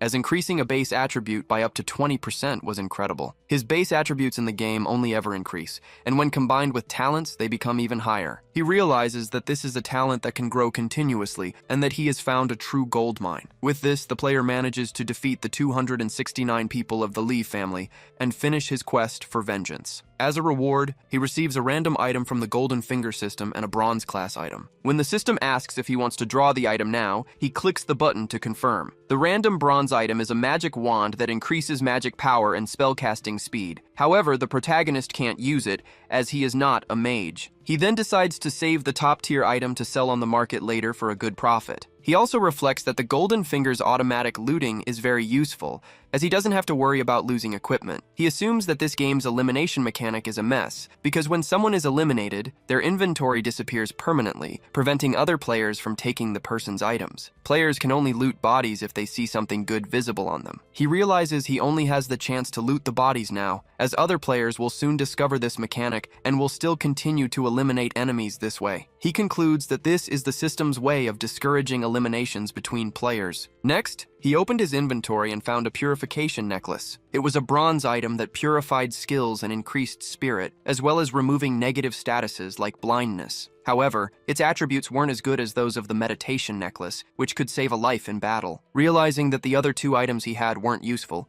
Yazi decided to toss them in storage for now and asked the system to draw a Golden Finger item for him. The system took a while but completed the draw. Yazi received a skill to enslave a zombie, as long as the creature's strength was not greater than his. The zombie would then obey his commands and protect him. He was shocked, as he had never seen anyone controlling zombies in his past life. Yazi even pinched himself to make sure he wasn't dreaming, as it seemed too good to be true. Immediately, he began to devise a plan based on the loyalty of the zombie he could control. This meant he would no longer have to do all the dirty work by himself. Since discovering Yao's betrayal, Yazi had grown to distrust everyone and had planned to be alone forever. That's why the idea of having a zombie that would do the work without complaining was perfect to help heal his internal wounds. He then asked what new effects he could get if he increased the level of the zombie enslavement skill. The system informed him that if he increased the skill's level, the number of zombies he could control would increase by 1 each time. With this information, Yazi began to have wild thoughts, imagining a horde of zombies under his control. To reach that level, he knew he would have to level up this skill many times. He wondered what kind of zombie he could control, and if they could become emperors after being enslaved. Yazi didn't know if they would reach the same level as in his past life, but he decided to think about that later, as he knew the Lee family's basement was full of treasures. Going to the mansion's basement to check, he opened the door and his eyes lit up at the sight of the jewels and expensive items stored there. However, he knew that in the apocalypse, those things were completely useless. He recalled that the calligraphy on some paintings would be useful later. He just couldn't remember which ones specifically. So he took those items and also some gem-encrusted knives. Leaving the basement, Yazi took a look around, and since he had never had so much luxury in his 2 lives, he decided to spend the night in the mansion. However, a huge zombie appeared, blocking his path. At first glance, Yazi didn't realize it was a zombie and thought it was a survivor from the Lee family. Soon after, he realized it was a level 4 zombie with a strength of 25 and the natural super strength talent. Yazi noticed that this zombie was very strong and that during the night with its enhanced attributes, it would become a bronze boss. He thought it was a huge coincidence, as he had just gained the ability to enslave zombies. Facing the creature, Yazi banged on the bars and said that the zombie ought to be trying to bite him. Seeing that the creature's spirit was only 3, he concluded that the zombie must have been a complete idiot when it was human. He asked the system if he could enslave a zombie with such high attributes. The system replied that he could, as the zombie's mental capacity was low, and the sum of its stats did not exceed Yazi's. Realizing how good this zombie was, Yazi felt envious of its talent and its stats. So, he placed his hand in front of the zombie and told the system he was going to enslave it. He knew that the zombie's stupidity was a good thing, as it would make it obedient, so he confirmed that he wanted the creature for himself. At that moment, a red energy began to take over the zombie's body, and Yazi noticed it was resisting the control process. Noticing the zombie's resistance, he wondered if it was too late to regret his action. However, the enslavement process was successful, and now he could give the creature a name. Seeing that the zombie was tall, very strong, and had an epic super strength talent, Yazi decided to name it Dasha. He had managed to subjugate Dasha, who would now be obedient to his commands and protect him even if it cost its own life. Soon after, a status screen was created for the zombie, displaying all of its attributes and skills. The system sent a reminder that Dasha couldn't store items or gain reputation by defeating other zombies. His evolution method was different, and Yazi wanted to see him prove himself, as he didn't think the cage could hold him. Proving the protagonist right, the zombie began to bend the cage bars with great force, destroying them and breaking out of his confinement. Yazi expected the zombie to do more, but he already considered it a miracle that he obeyed him. Next, he equipped a bracelet on his zombie to increase his constitution. The system reminded him that Dasha wouldn't get a status boost during the night, but Yazi understood, as his attributes were already absurdly strong. With everything settled, Yazi went to sleep and left Dasha guarding the door to protect him. When day broke, the hero left his room and saw the zombie still standing at the door. He congratulated Dasha and asked if he fed on other zombies. When the creature indicated he did not, Yazi considered him a good and kind type. After that, the hero used his cards to prepare his daily meals. While he was eating, the zombie's mouth watered, indicating he was hungry. Yazi offered the monster food, surprised to have never seen a zombie that didn't eat human flesh. When he added more food to the table, Dasha became very happy and sat down to eat with him. Yazi was glad the zombie would help him consume the food, as he had been afraid of having to throw the excess away. His original plan was to finish off Li Hao Bo at level 5 or 6, but now he had already completed his revenge at level 8 and no longer needed dungeons to level up. With his powerful weapons and Dasha's help, he might be able to go straight to the ghost location. His next destination was the museum in Magic City, where he could change his class. He remembered that there was a key to a scroll that allowed a class change, but to obtain it, he would need to enter the class change space and undergo the trials. If he didn't complete it in time, he would be erased. In his past life, he only managed this thanks to Li Hao Bo. At that time, Li Hao Bo and his friends went to Magic City in search of treasure, and that was when Yazi received the news that Yao Jigan was betraying him. When he wanted to seek revenge, Li bribed his 3 friends who tricked him into entering the class change space. There, he received his scar while facing a monster, as they wanted him to fail the test and be erased from existence. Unexpectedly, he passed the test, but was left with a scar for 10 years. In his past life, this occurred on the 8th day of the apocalypse. Since it was now only the 4th day, he believed there would be no one in Magic City. This time, without Li Hao Bo in his way, Yazi thought everything would be much easier. Seeing his zombie Dasha eating, the protagonist realized he attracted too much attention and had an idea. He decided to dress his pet zombie in fancy clothes, putting him in a suit, a hat, glasses, and even placing a sword in his hand. After that, the two of them headed to the Modu Museum, which was teeming with zombies. Arriving there, he noticed that someone had already been to the location, which was unexpected and made him more cautious. He moves through the zombies, eliminating them one by one with his knife, and soon receives a congratulatory notification from the system. As a reward, he obtains a bronze tier single-use item, which is a fireball scroll. The survivor finds the item interesting, as he can either cast the spell or make it explode. Suddenly, he realizes that his zombie Dasha isn't attacking the other monsters. Equipped with his wings,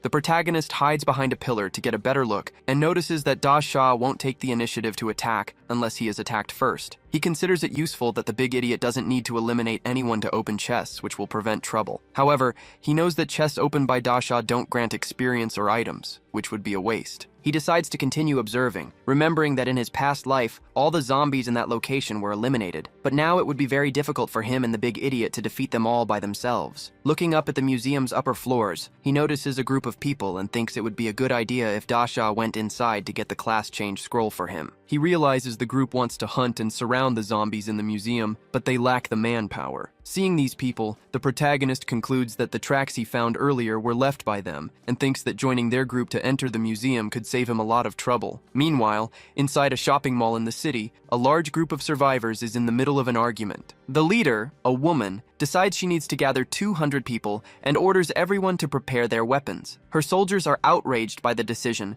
questioning why they need to wait for more people instead of acting immediately. They confront her, saying they are hungry and accusing her of wanting them to die so she can steal their resources. In response, the group leader slaps one of the soldiers hard across the face and tells him to shut up. The man retorts, saying she's only arrogant because she has a bronze-rank iron staff. He states that he'll ignore the slap if she sends him on the mission, but she refuses, saying she won't submit to him and that he's useless for the mission because he does nothing. The soldier replies that he won't do anything for now because he's a gentleman, but warns that he'll finish her as soon as he gets a chance. The woman humiliates him further, and he warns her not to blame him later for what happens. The others present begin to encourage the soldier to fight the woman, but the group's leader interrupts, telling everyone to stop arguing and listen to him. At that exact moment, the protagonist and Dasha burst into the place, breaking down the door. Entering masked, he immediately recognizes someone there. The group's leader, Gao Dong, introduces himself as the club's president and says they can join the Reapers. The protagonist, in turn, also recognizes Gao Dong and is surprised that he is the president. He then introduces himself as Lin Ziluo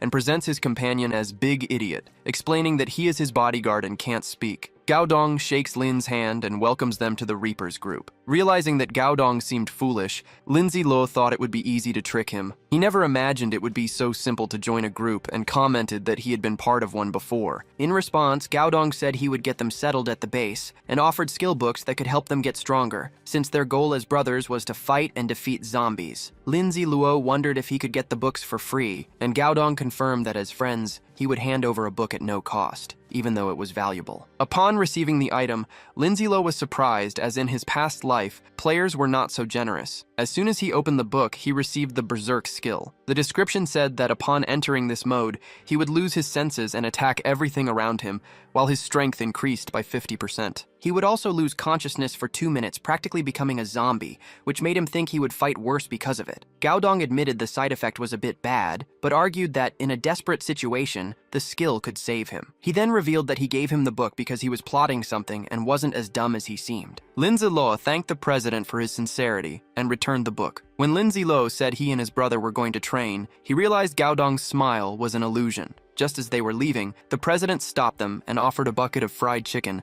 as compensation for trying to trick him. Our hero refused, explaining they needed to hunt zombies to level up. But in reality, he had fallen for the lie and thought it would be impolite to accept the food card as well. Even so, Gao Dong placed the card in Lin's hand and told him to get the food from the warehouse if he got hungry. The two brothers left, thanking him, and Gao Dong said that if they needed anything, they just had to come back to the base. As he watched the two walk away, the leader thought that Lin was a good person, because even after receiving a terrible skill book, he seemed happy. On their way, the brothers came across a group of strange people. A man approached and said that this wasn't a threat, but a warning, telling Lin Ziluo to stay away from Gao Dong or he would suffer the consequences, even if he was strong. In response, our hero removed the henchman's hand from his shoulder, twisted it, and then told the Big Idiot to do his job. The henchman pulled out firearms and underestimated the Big Idiot, as he was only level 4. However, the zombie began to eliminate the men with extreme ease. After defeating several of them, Lin Ziluo asked if they still had anything to say. Everyone was in shock and said nothing more. The remaining henchmen explained that the man who led them, Jia Tai,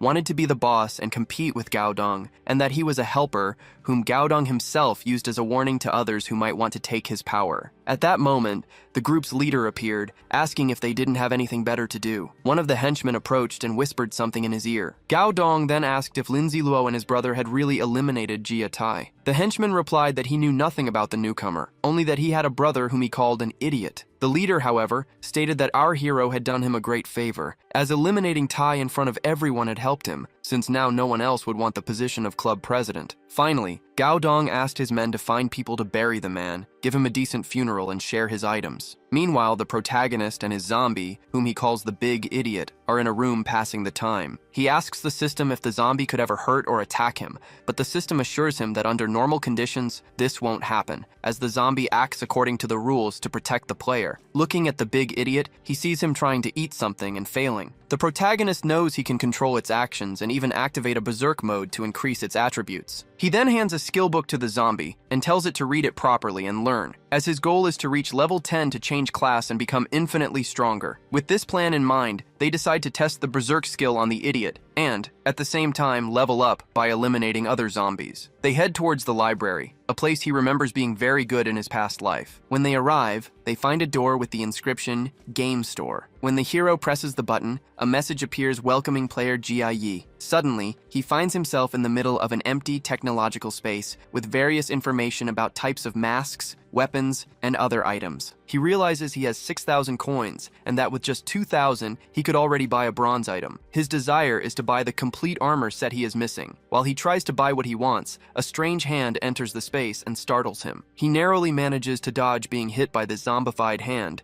and realizes the store wasn't broken, but that a zombie had entered the space. The monster leaps to attack him, and Lin is surprised, as he never expected to find a creature living inside the game store, something that had never happened in his past life. He wonders if the zombie is being protected by the system. When the female zombie tries to advance, our hero acts faster and lands a slash across her throat, eliminating her with ease. He then uses the system to automatically collect the items from her body, hoping for a weapon or a piece of equipment. To his surprise, he receives a roll of toilet paper, which is a resource card. Finally, he uses his 6,000 coins, and as soon as the purchase is complete, the game store closes. After the virtual space disappears, he grabs his things and goes to see what the Big Idiot was doing. He discovers that the zombie has defeated several other creatures, protecting him while he was busy. He finds the automatic item collection feature incredible, as it means he doesn't have to worry about losing anything. With a pause in the battle, he decides to check the new items he gained from these eliminations. He obtained an old scarecrow, which functions as a life-saving item, as the damage the protagonist would have received goes to the scarecrow instead. He also got a boxing glove that can deliver continuous attacks that increase in strength with each hit. He noticed that the new boxing glove had an ability similar to the double explosive blades,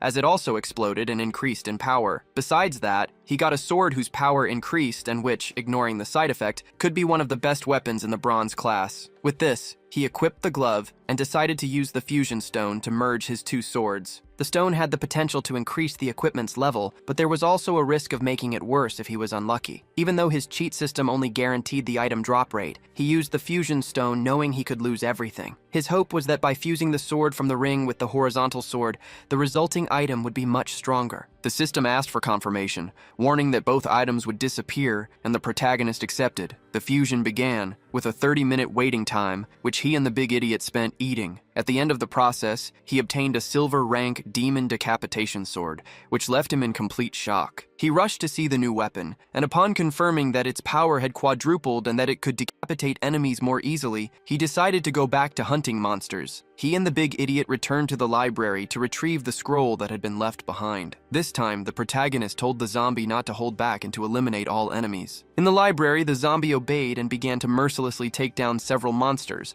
while the protagonist used his new sword to cut down the others, eliminating several at once in a row. Using the weapon's whirlwind feature, he finally reached level 9 and gained an attribute point. He was happy to have leveled up, but was immediately shocked to see that Dasha had grown to a gigantic size and had red eyes. The protagonist wondered if the Big Idiot's settings were for a beast-like human. He asked Dasha to wait while he cleared a bathroom and arranged to meet on the roof in 10 minutes. 30 minutes later, the two reunited at the location where some zombies were already waiting. The protagonist then ordered the zombie to activate berserk mode. Entering a state of complete fury, the Big Idiot began to grow enormous. To make him even angrier, the protagonist said the zombies had eaten his chicken, which made Dasha start punching everyone with great aggression. While the Big Idiot fought, the protagonist sat down to drink tea and watch. He realized the berserk mode was very strong, as Dasha annihilated several zombies at once, with his attributes doubled, and also receiving a boost because of the darkness. His combat skill was incredible, as expected from his natural strength. After a few minutes, the frenzy mode began to wear off, and the Big Idiot shrank back to his normal size. The hero was surprised by such an impressive ability,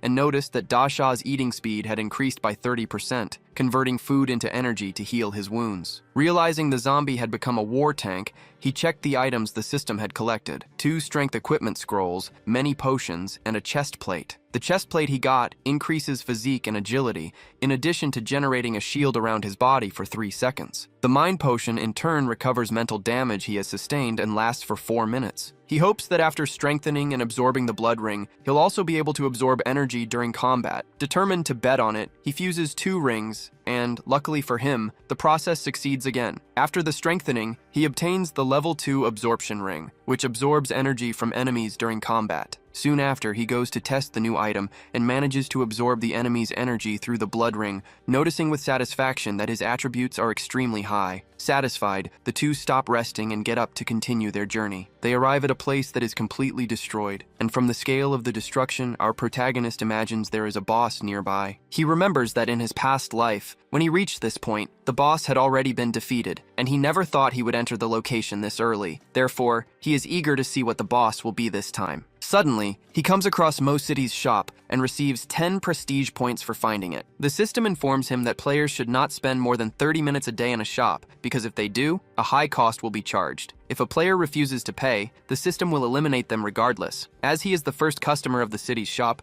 he receives a 50% discount on his first purchase. Before entering, he tells the big idiot to stay behind to protect him, and then enters a booth to buy the items. Upon clicking the option to see the products, he remembers the shop's rules, which prohibit the use of force and require that, in case of a fight, nothing be broken or dirtied to avoid cleaning and repair fees, just like in his past life. He enters the items section and sees a flash grenade, a bow, an ice scroll, and strength pills. Feeling very rich, he wonders if there are any items he doesn't already own. At that moment, the system detects that the player is not satisfied with the shop and its items, and so it decides to display secret products. These city shops have items that can only be bought by players who have contributed to the city, which makes our hero wonder which other city he has also contributed to. He wants to see what the secret treasures of the Mo City shop are, and discovers that he is considered a contributing and honored citizen. The system confirms his status the moment he enters the shop. Among the secret items, he finds a city crest of honor that costs 20,000 coins, a guard's uniform, and also a mark of a city guardian that costs 10,000 gold coins. Since he only has 6,000 gold coins, he could only afford the cheapest item. However, thanks to the 50% first purchase discount, he manages to buy the city's garments, which are the most expensive item. He confirms the purchase and says he doesn't need any other items from the shop. The system thanks him for his visit and hopes he will return to buy more items. Our hero leaves with the city guard uniform, which is diamond ranked. The item has excellent quality and an illusion ability that hides his other items and clothes. Additionally, the uniform is self-cleaning, adjusts to high temperatures,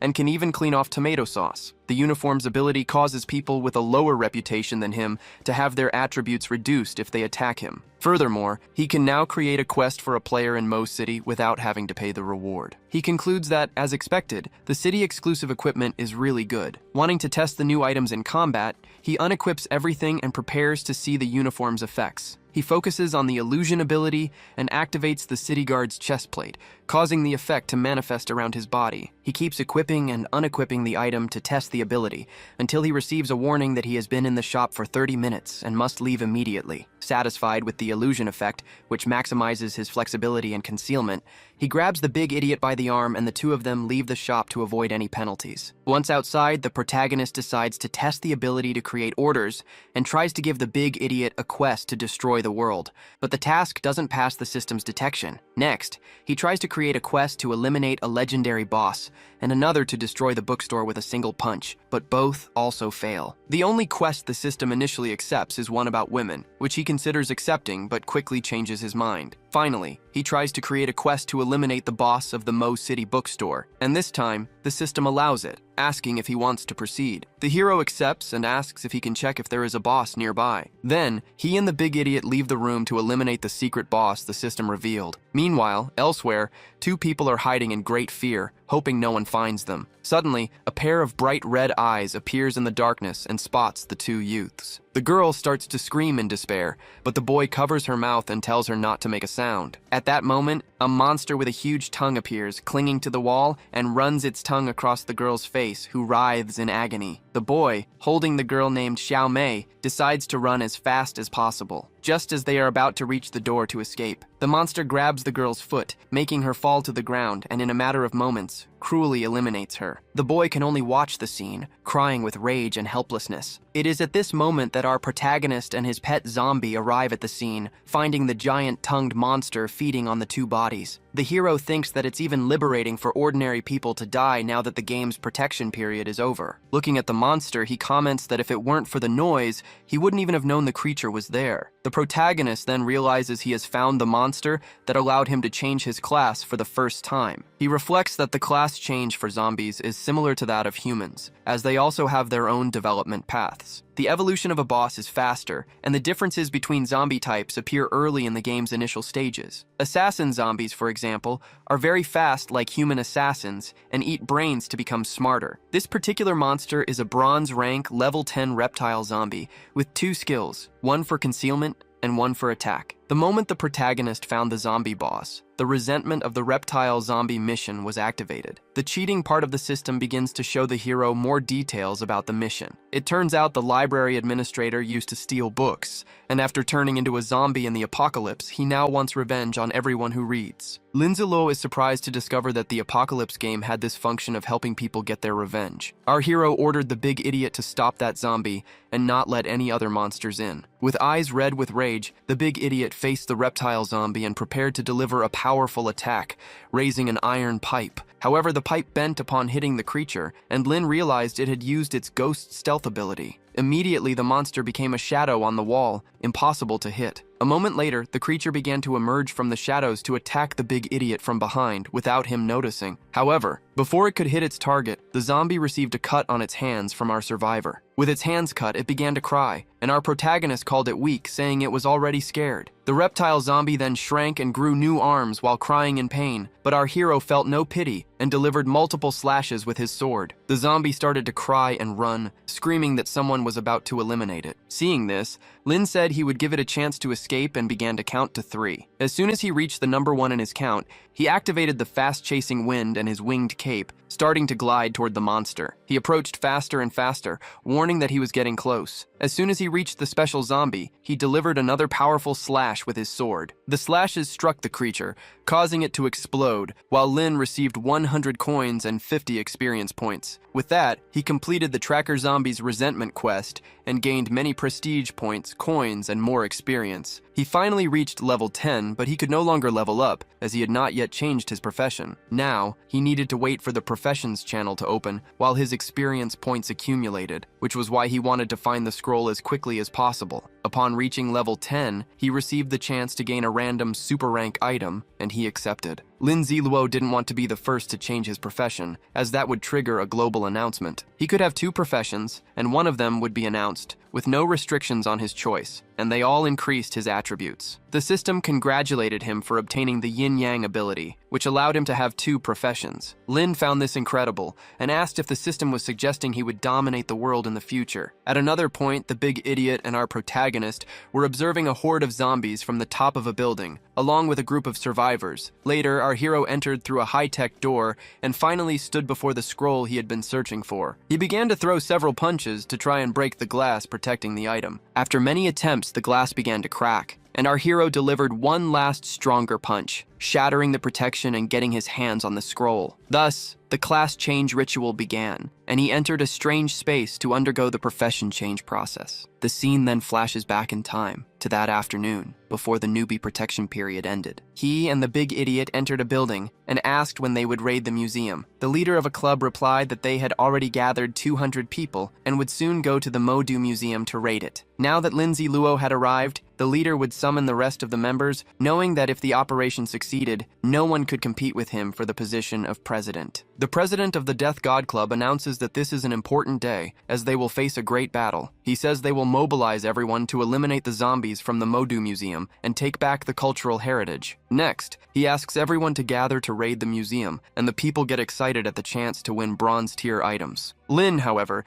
is bothered to see everyone treating the situation like a normal game, where they eliminate monsters to level up, knowing that most of those idiots will be annihilated when the newbie protection period ends. At that moment, a pointless fight breaks out among the club's soldiers, who get angry and start hitting each other. After the fight, they climb a building to observe the zombie horde. The president asks if Lin's strategy will work, and the protagonist replies that if they are fast, no one will get hurt. He assures the leader that they won't get another chance like this, and that they must carry out the plan. As everyone already knows it will work naturally. Since Lin is the fastest, he plans to lure the first horde of zombies using virus-infected meat, leaving Dasha with Gaodong. The protagonist notices that Dasha likes the giant hammer, as he is swinging it in the air non-stop, but he doesn't care much, as the hammer suited him anyway. Before leaving, the soldiers wish Lin Ziluo good luck, knowing that the first wave of monsters is always the worst. Our hero then sprints through the middle of the zombies with the virus-filled meat in his hand, attracting several of them who start to follow him. He quickly hands the meat to another person,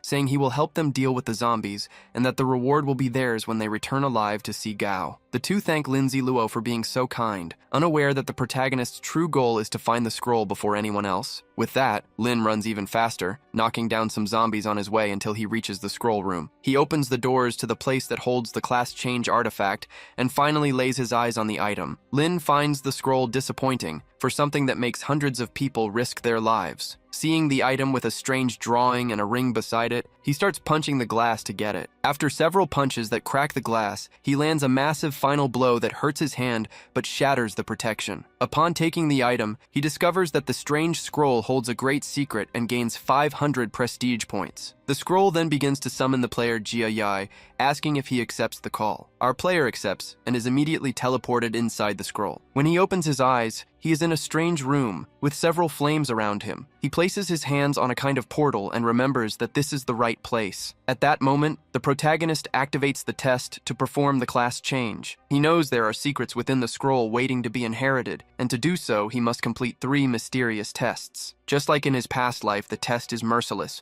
for if he fails, he will be destroyed, but if he wins, he will gain a level and a class. The system, however, deceives him, saying that if the player fails, there will be no penalties and he will be saved, unlocking the Ancient Elder's test mission. The mission promises an inheritance that has existed for centuries and a silver rank item as a reward. Lin finds it strange because although the Shadow Ghost class is high-ranking, it is unworthy of such a declaration. He knows that the Phantom Assassin is the legendary profession of the Ancient Dragon continent, a class that changes at level 30 and then at 80, but it doesn't fit the previous statement. Confused, he asks the system what will happen if he accepts, but receives no answer. Even without an answer, Lin Ziluo decides to accept the mission. The first test begins with him on a stone staircase, where he must place his hand on a golden orb to start. As soon as he does, he feels an energy manifest and approach, enveloping his body and transporting him to a completely red place. There he finds himself on a rock floating in an unknown space, and upon touching the ground, he realizes the surface is covered in something that looks like tomato sauce. Suddenly, a vortex begins to form, making our hero afraid. He remembers that in his past life, he relied only on his hatred for Yao Jigan to pass this test,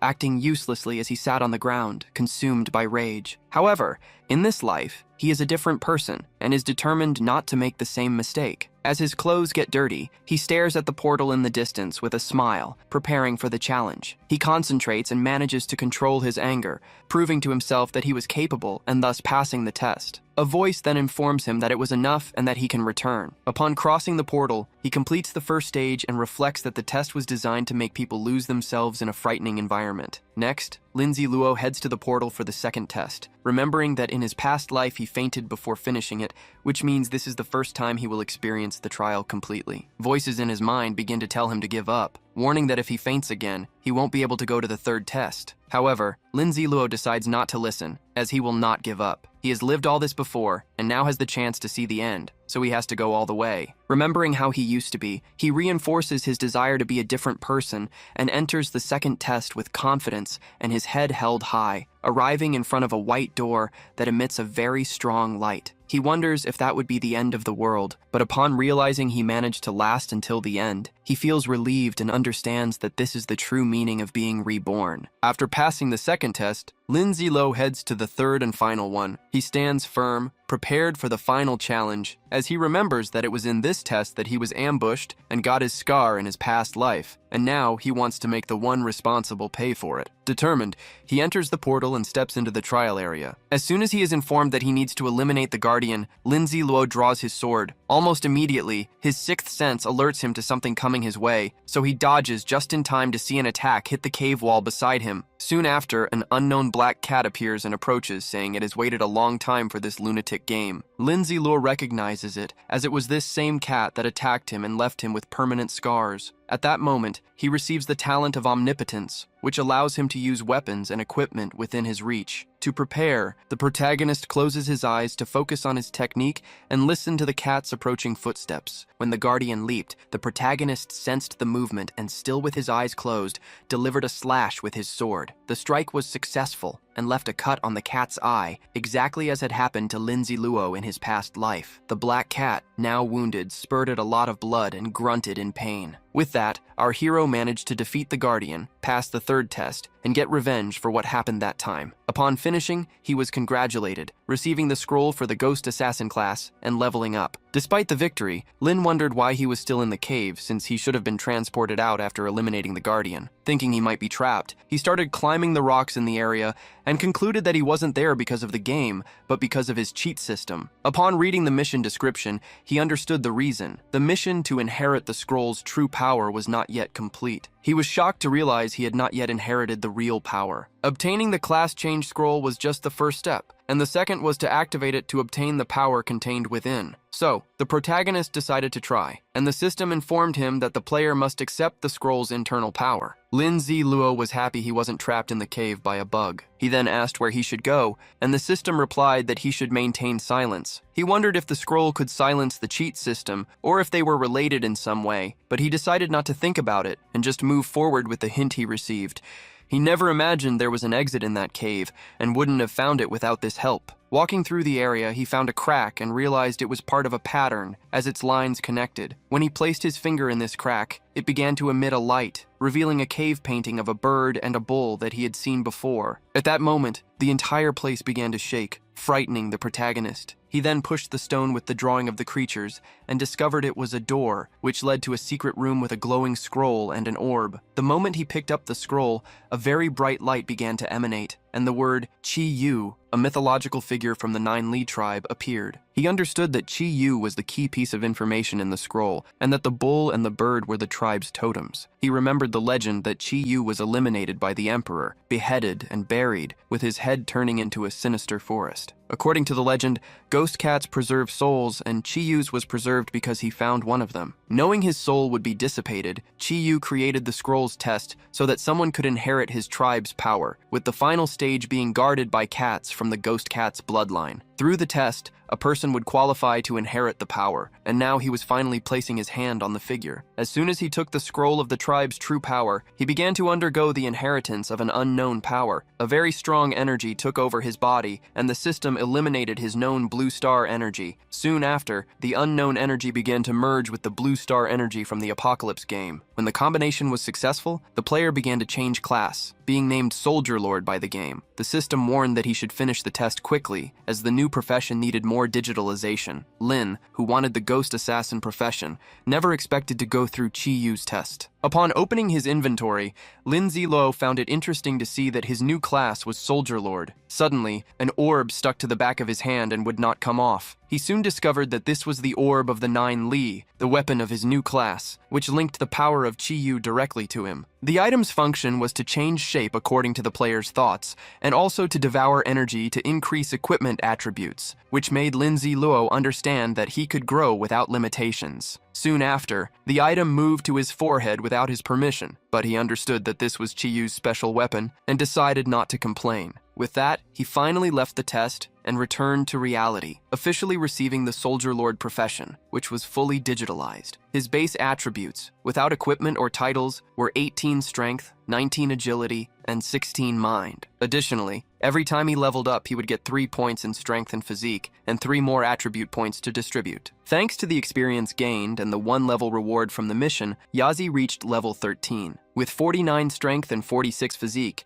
his attributes were so high that he could walk through a horde of zombies without any problems. He was also congratulated for being the first player to change class, receiving the Pioneer achievement. Next, a global announcement informed everyone that the evolution of his class could turn him into a god of war. His new abilities included controlling the tribe's orb, which transformed into any weapon, and another class skill, as well as a third ability that remained unknown and had not yet been awakened. Lin was in shock as he realized he was not dreaming and that all of this was really happening, feeling incredibly strong and almost invincible. To test the 9 Li tribe's orb, he picked up a baseball bat for it to absorb. He clicked on the option to devour energy, and the orb began to glow in the air until, after devouring enough, it evolved into a silver-ranked item. It grew much larger, and he noticed something red inside it, until the 9 Li sword, a silver-ranked weapon, appeared in his hands. The sword increased strength by 4 and physique by 2, and its attacks had 10% armor break. It possessed the sword slash ability, which dealt 120% of strength as damage, and the heavy slash, which increased strength by 200%. Impressed by the shape-shifting, the protagonist examined the sword's blade and then transformed the orb into a 9-lay bow and arrow. The bow increased strength by 4 and agility by 2, and it had 2 special abilities. The first was fire arrows, which increased damage by 120% of strength and left the enemy with a burning condition. The second was the ice arrow, which dealt the same damage but left the enemy slowed due to freezing. Continuing the test, he transforms the orb into an assassin's dagger, then into a shield to simulate a tank class, and even into a swordsman's sword. However, when he tries to transform it back into a bow, the orb crumbles to the ground. He receives a warning that his mind has been overused and that if he keeps forcing the changes, he will feel dizzy. Only then does he realize that the transformations used mental power, and he begins to feel extremely tired. Meanwhile, a global server announcement informs everyone that he was the first player to reach level 10 and change his class. This means the other players will have to work hard, as he received the Pioneer achievement and several rewards for it. Upon hearing another global announcement about Jia Yi, the other players become visibly irritated. Meanwhile, other players recognize his name and remember that he is the same player from the global announcements. Because of this, the lower-level players feel obligated to level up to try and catch him. To avoid feeling dizzy, the protagonist uses a mind recovery potion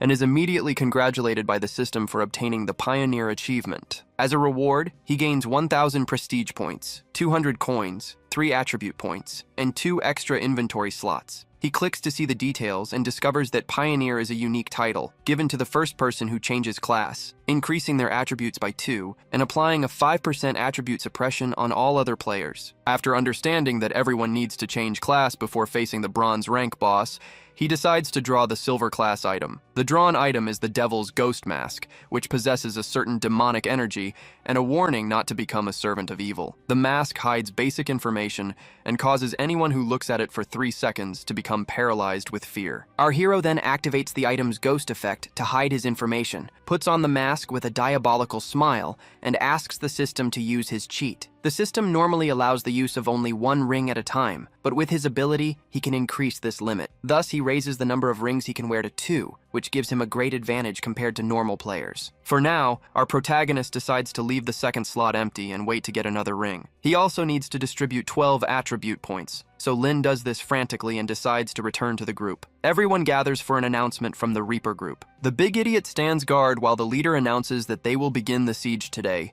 introducing the big guy as one of the main contributors in the Modu Museum mission. During the announcement, the pet zombie remains in love with its chicken, and the leader even acknowledges that chicken thighs are the big idiot's life. At that moment, the protagonist appears in his new mask and clothes, surprising everyone. Gao Dong is happy to see him, as his delay made them think something bad had happened. While they talk about the upcoming battle, several girls become charmed by Lin Ziluo. Gao updates him, saying they have defeated over 1,000 zombies, recruited more people, and gathered many resources. He also mentions that the big idiot single-handedly defeated over 100 zombies, contributing greatly to the group. Then, the leader takes our hero aside for a private conversation. The leader thanks Lin for the operation and asks if he is free to talk later. He comments that with more people, they will have more manpower to carry out tasks in the future. Our protagonist sees this as an opportunity to use these people to find more items and get his orb to the diamond rank. With more people, they can find more resources and raise everyone's levels faster. He plans to use resource cards to trade for coins and equipment, which are necessary for his orb's evolution. With this idea in mind, our protagonist decides to talk about trades with the president of the Reapers Club. Gao Dong asks what kind of trade he wants to make, and states that because of his and the big idiot's great contribution to the operation, he will do anything for them. Our hero says he needs equipment, and Gao replies that this is easy to get. To prove it, Gao places something in his hand, saying it's a surprise he prepared for him. It was a silver ring. A system notification announces that the Apocalypse game has truly begun, stating it is based on justice, and that once started, it cannot be stopped until the end. With the protection period over, the real apocalypse begins, bringing stronger zombies with more variations. The nights will become more lethal, as the undead grow even more powerful while the players weaken. The difficulty is rewarded, as the stronger the defeated zombie, the better the card obtained. Furthermore, the environments will undergo large-scale deterioration, requiring better items to withstand the climate changes, and the cities have been divided with altered ranking systems, allowing players to change classes. Seeing these changes, our hero realizes that the game is as cruel as it was in his past life, forcing everyone to fight to survive. Players can no longer stay safe in their homes, as food begins to spoil, forcing them to risk their lives to face zombies and obtain cards. As he listens to cries for help, he reflects on how the system forces everyone to choose between life and death. At that very moment, the big idiot, who is also a zombie, begins to mutate, changing in stature to become even bigger and stronger. Jia Yi asks the system why this is happening. The explanation is that the big idiot's attributes have conflicted with his zombie evolution. Because of the system change, he will not gain a new form, but in return, all his attributes will increase by 50%. Additionally, he will no longer need to follow the game's rules, being able to change classes and gain new talents freely. Seeing this, our hero decides to help the idiot switch to a secret class, since he can obtain 100% of the inheritance. Upon analyzing his companion's new talent and skill window, he is impressed. Soon after, Jia Yi receives several announcements for being the leader in ranking, level, and reputation in China, with the option to hide his name. He, however, decides not to hide. In the level ranking, Jia Yi appears in first place at level 14, and to his surprise, the big idiot is in third, at level 7, even without having a class. Checking the other lists, he notices that he is also in first place for equipment and reputation. He then wonders if he should stay hidden or attract everyone's attention. In his past life, he hid his identity because of the Li family, but now they haven't grown yet and do not pose a threat. His new strategy is to use his mask to intimidate others and get servants to collect items for his orb, believing he can already support a small team. For being first in 3 different categories and possessing 3 unique titles, he earns the title of Unrivaled in the World. The system informs him that this title is only unlocked for those who are first in all 3 rankings simultaneously, and it disappears if one of the conditions is not met. As a reward, all his attributes increase. He receives a 10% discount in all shops, and his item drop rate increases by 1%. The hero feels so energized that he believes not even a level 90 god of war could harm him in this condition. He equips the title, which will become active in 1 hour and will grant him 1 second of invulnerability when activated. He questions the system about what a 1% increase in the item drop rate means, since his was already at 100%. The system explains that this extra 1% will cause an additional item to drop with every kill. To test if this is true, he and the big idiot decide to go out hunting. The moment they leave the place, a zombie immediately lunges at Jia Yi. In reaction, he uses his sword and unleashes a flurry of quick strikes to eliminate the creature. He eliminates the creature and realizes he was unlucky, as he had encountered a zombie skilled at hiding right after leaving. Next, Lindsay Luo hides and observes an approaching horde of zombies. Seeing that they are poison zombies, he starts running and warns the big idiot to flee as well. He explains that even though they are weak, their saliva is corrosive, and it would be problematic to stay in the area. The two then flee at high speed through the buildings, climbing one of them to shake off the monsters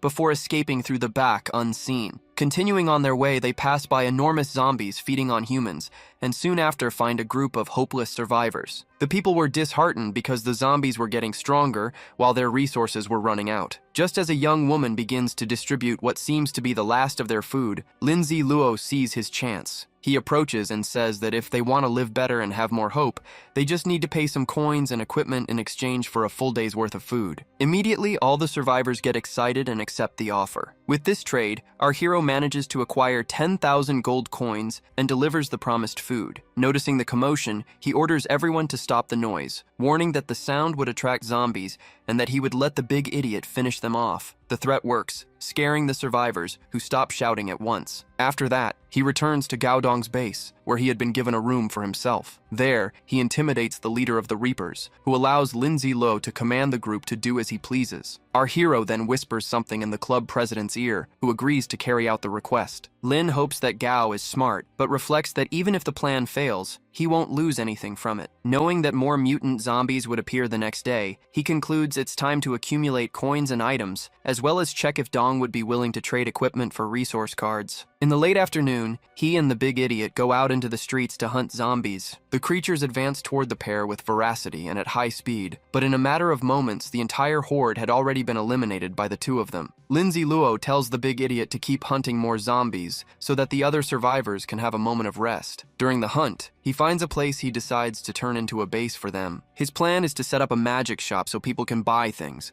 allowing them to get rich and enjoy life. He believes there won't be any security problems, since the zombies have been eliminated, and he plans to set up a resource card toll at the entrance. He figures that someone strong has already defeated the monsters in the area, but probably didn't discover the magic shop that existed there. As soon as our hero enters the place to claim it, he comes face to face with another group of survivors. One of them immediately warns that the place is already occupied by his people. The situation changes when a bald man recognizes the big idiot and warns his leader, identifying him as the second-ranked player in China. At that moment, Lin understands that the idiot surpassed Zhang Yuan and reached the second position because of his automatic growth as a zombie. The group of survivors then welcomes the big idiot, who reacts angrily and nearly attacks them with his sledgehammer. However, our protagonist holds him back, stating that they only came to buy items and nothing more. Meanwhile, one of the henchmen comments to the chief that, although the idiot seems rich and strong, they have enough people to take him on. The leader disagrees, explaining that he is no ordinary opponent,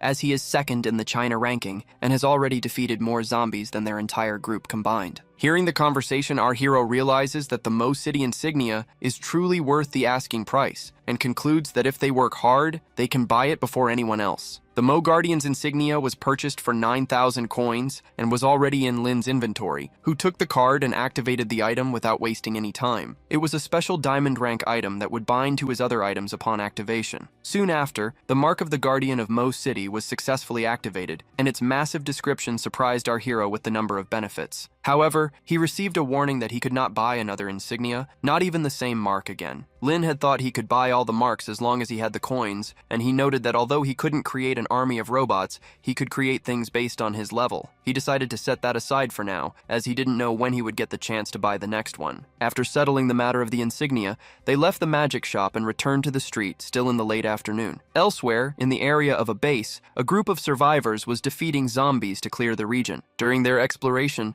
they finally found the class change location they had heard about. Not knowing how to use the portal, they decided to look for supplies and good weapons in the surrounding area first. It was then that one of the girls in the group found a strange crystal ball. As soon as the girl found the object, another red-haired girl shouted for Xiaofei not to touch it. However, it was already too late, as Xiao touched the crystal ball and a large explosion occurred on the spot. The noise made everyone scream as a barrier began to form around them. Seeing what happened, her friend said she needed to change her habit of touching unknown things. Xiaofei replied that she didn't expect it to activate something, and that she would be more careful next time, so they decided to stop arguing and try to find a way out. While searching for a way out, the boy holding a lantern warned his friends that something was coming from behind them. At that exact moment, a huge level 18 boss zombie leaped right on top of the group. Everyone was immediately terrified by the giant, furious, red-eyed monster. The creature, which had spikes on its back, didn't take long to eliminate all the young survivors. After defeating the group, the boss zombie was surprised by someone approaching and entering the barrier. The monster let out an intimidating, rage-filled roar to try and scare the person away,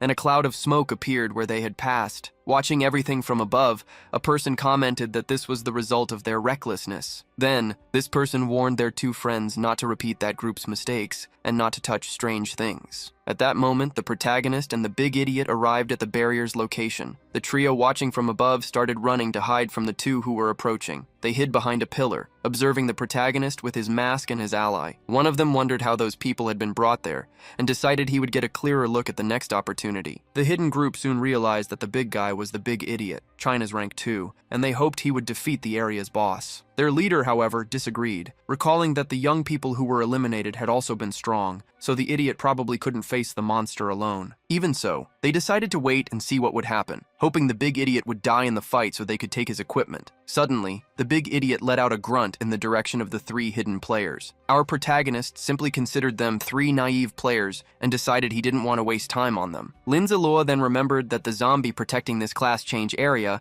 was a Titan-type boss. He knew that in his past life a group of mercenaries had defeated it, but he wasn't sure exactly how strong the monster really was. Lin knew that if he defeated the boss protected by the apocalypse, he would activate the class change location and wouldn't be able to leave the shielded area. As soon as 30 players were in the area, the shield would be forcibly activated, forcing everyone to face the boss. Furthermore, the defeated players would be devoured, which would increase the zombie's strength and level. The protagonist recalled that in his other life, the boss had reached level 40, and now they were approaching the battle. When they arrived in front of the device that initiated the mission, they found ketchup stains and resource cards. Since there weren't 30 players yet and the mission hadn't started, there was no harm in collecting the items. While casually looking at the cards, the masked man touched the magical device. From a safe area, the trio of survivors watched the protagonist activate the danger zone. The system detected that player Jia Yi had touched the spirit crystal, activating the class change mission in Mo City. Since only 2 players were detected in the area, the mission's reward would be increased. A notification indicated that the boss protecting the class change station was about to awaken. At that moment, the cheat system activated and optimized the mission-related parameters. It was explained that the class change stations had been created in the cities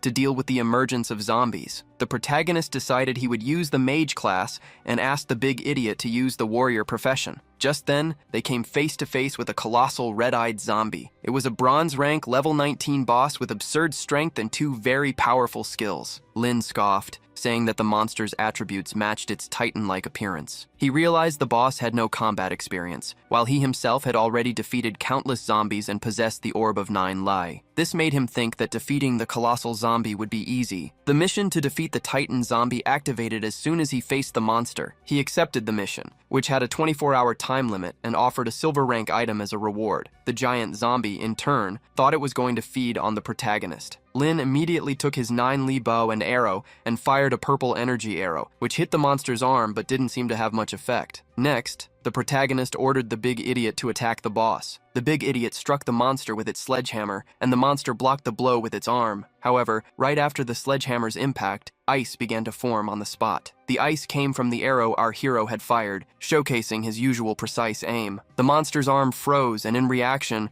it let out a very loud and powerful roar. The sound wave was so strong that it gave our survivor a headache, forcing him to his knees. Annoyed by the Titan's sound wave ability that had stunned him, Lin watched the big idiot charge the monster, only to take a punch to the stomach. After that, the zombie pulled the ice arrow from its arm and roared in rage. Time passed, and night fell. The battle continued, with the Titan using a sledgehammer to try to hit our protagonist, who managed to dodge. Lin materialized a bow and arrow from his orb again, and fired multiple elemental arrows that hit the Colossus on various parts of its body, until an arrow to the forehead finally injured it. When the monster fell to the ground, our hero prepared what could be a fatal arrow. Lin noticed the zombie had been a builder before it died, and seemed to be continuing its work, even though it could no longer fight. Finally, he said it was a pity to turn one's back on an enemy, and prepared the final shot. However, the Titan surprised him, as it was actually building a shield, which it used to block the shot. Seeing this, our protagonist grew tired and ordered the big idiot to activate Berserk mode. To provoke the big idiot,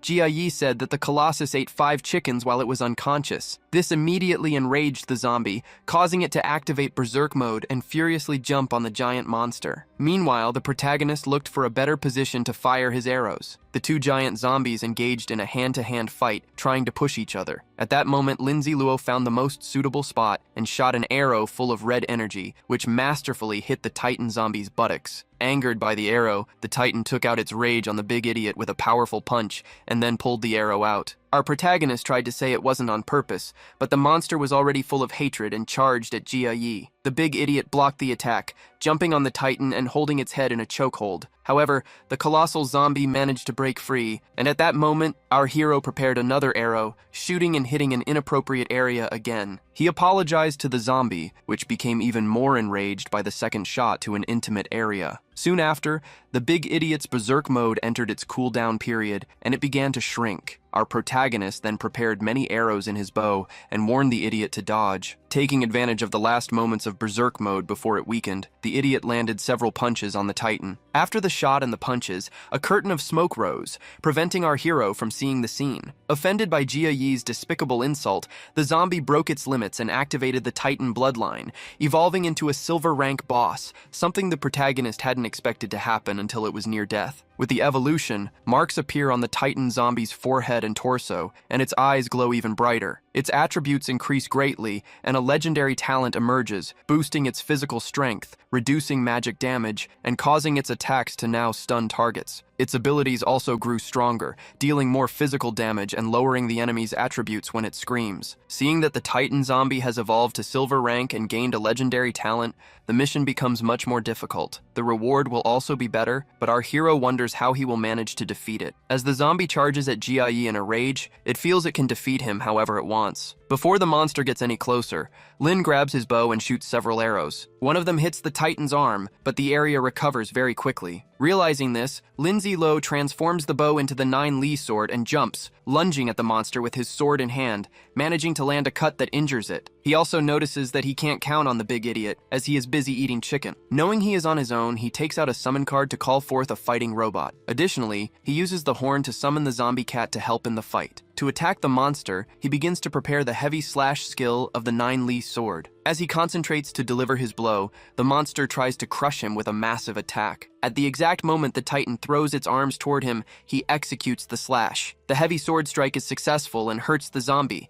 However, after the attack, the player will become stiff for 2 seconds due to the weapon's recoil. Meanwhile, the villain is thrown far away by Jia Yi's powerful slash. Immediately, the robot jumps toward the monster and lands a strong knee strike on it. Taking advantage of the situation, the zombie cat also charges at the Titan, delivering a large gash to its body. From all the attacks it's receiving, the boss sinks deeper and deeper into the ground. To top it off, the protagonist lands another slash with his new sword, though he realizes that using his consciousness to control the summons is quite tiring. After a few seconds of being stunned by the attacks, the zombie finally wakes up and attacks again. Jia Yi dodges as the villain, now weak after using berserk mode, comes back to his senses. The protagonist notes that he used the Titan's fury at a difficult moment and decides to fight head-on, as he knows the monster's punches will get stronger and stronger until he can no longer withstand them. He doesn't want to run away, and since he injured the zombie's arm, he knows the enemy's attacks will be more difficult to handle. Therefore, he decides to go all out. When the Colossus tries to throw a punch, the masked hero jumps over it to dodge. He dodges again and takes the opportunity to slash the monster's nape with his sword, continuing to run as a red liquid drips from the enemy's neck. At that moment,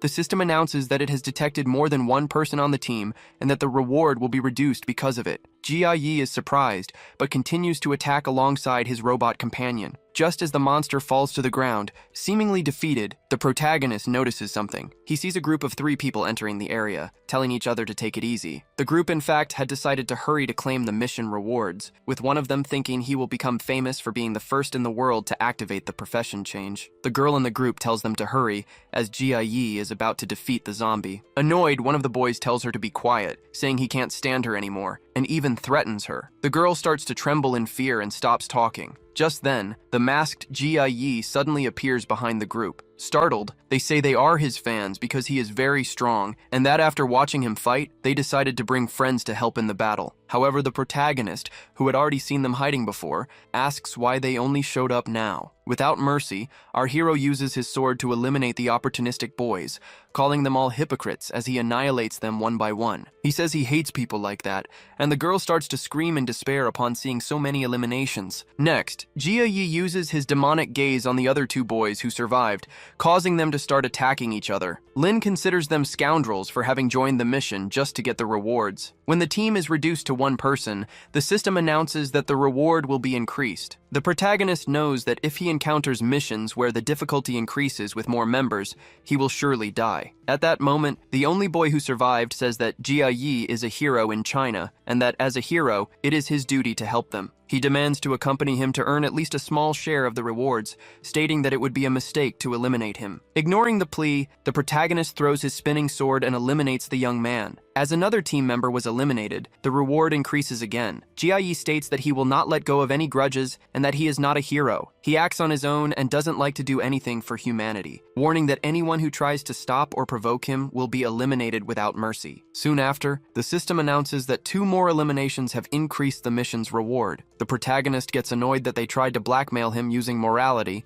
and wonders why no one stopped the Lee family from persecuting him for the good of humanity, concluding that they are all a bunch of hypocrites and that's why he eliminated them. After finishing off the Titan zombie, he receives a lot of gold and becomes the first to defeat a silver rank boss. The system congratulates him for completing the mission and informs him that he will get 2 random items of the same rank. Jia Yi is stunned to realize the reward has doubled and, without wasting time, opens the mission chest. Inside, he finds a scroll and a writing quill. It explains that if Lindsay Lowe signs the terms, the class change station and its benefits will be activated. Excitedly, Lindsay Lowe signs his name on the spot and is congratulated for completing the mission that activates the station. As a reward, he also gets 500 reputation points, 3,000 gold coins, and 1,500 experience points. With this, he reaches level 15 and obtains 3 points in strength, physique, and other attributes to distribute as he wishes. He is also congratulated for being the first player to activate the class change station, earning a unique achievement and wondering if this was the reward the system had increased. Meanwhile, Jia Yi overhears distant conversations of people wanting to claim their reward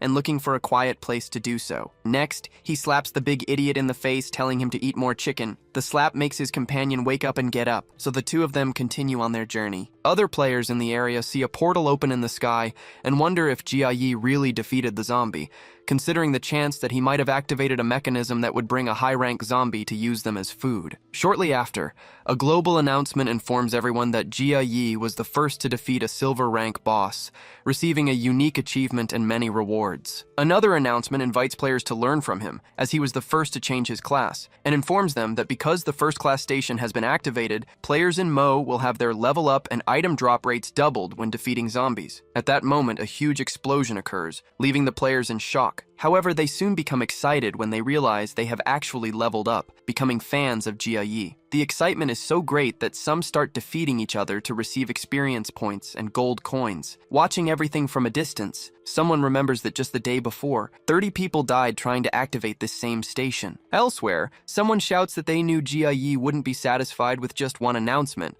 and that he wanted 3 global announcements. Meanwhile, an important figure comments that the player is from their region, but went to Mo when the apocalypse began, and states that since he belongs to that region, he will surely return to embrace his homeland. Far from all the commotion, Jia Yi and the big idiot look at their status panels. Lindsay Luo sees that he is now at level 16, with 12,000 gold coins and 6,000 reputation points, and he boasts that his progress was faster than the beginner's protection period. Jia Yi thinks that he wanted to remain hidden, but now that's impossible, and decides to claim his reward, opening the scroll again. The scroll reveals the details of the Overlord profession, which grants strength and power to conquer the world. His attributes increase automatically, and he can put the unallocated points into mind. He also receives the automatic item collection skill at level 1, but because of his cheat, the skill already starts at level 2. He considers these 2 new skills useful and believes they will make things easier in the future. Furthermore, the item drop rate for all players is doubled, and Jia's title adds another 1%, which means Lindsay Luo's total drop rate is now 201%. He also receives silver rank equipment, which are a hidden battle armor and magic pants. The armor was created to fight mages, reducing magic damage by 10%, while the pants decrease magic damage by 5% and increase the mind attribute. As soon as he equips both items, their effects are activated, resulting in a total magic protection of 15% and a general increase in his attributes. Noticing that his agility and mind attributes were lower, he decides to add points to them, leaving both at 40 points while the rest remain at 50. Soon after, he decides to use the 2 lottery draws he won from the cheat system. The first draw gives him a strength potion, which he believes won't play a critical role in battles. Overall, he thinks the 2 items aren't very useful, but it doesn't matter much as he is rich enough to buy any item he needs. He then checks his unique titles, one for defeating a silver rank boss and another for being the first to change class. Reflecting on this, he concludes that all his luck was spent on getting the Overlord class, so the mediocre rewards he received afterward are at the very least a good deal. At that moment, he decides to use his 2 silver rank item draws, praying to every god he could think of for good rewards. The first item is a scroll that allows him to inherit his father's profession, boosting his attributes and making it easier to slay monsters. The protagonist finds the item rather ordinary and useless for now, but he stores it away, thinking it might be useful in the future. Next, he opens the golden chest and gains an inventory space expansion, along with experience points and coins. Along with the other rewards, he receives Hua Qiang's watermelon knife, a gold rank piece of equipment. The knife increases strength, physique, attack speed, and headshots, in addition to granting a special ability. The protagonist thought the knife was good, but the ability was terrible, as activating it required shouting embarrassing words. For this reason, he decides to let his orb devour the weapon. He realizes he has no time to rest. After all, only 24 hours remain, and he decides to make the most of it. To withstand the strain, he uses his recovery potion. At that moment, the big idiot appears, and the protagonist says that after wounding the enemies, he will leave them all for the pet. As an incentive, he promises that for every 20 zombies defeated, the pet zombie will be rewarded with a roasted chicken. The promise makes the big idiot eager to get to work, and the protagonist then activates his weapon, the 9-Li orb. He transforms the orb into a sword, just in time to encounter a bloated zombie. Our hero lands a single slash and eliminates the monster, receiving 3 rewards for defeating the level 6 heavy zombie. He then orders the big idiot to slam his hammer on the ground to attract more zombies. The big idiot obeys, and the sound of the hammer striking the ground attracts hordes of enemies. With that, our hero begins to defeat several level 7 zombies in a row,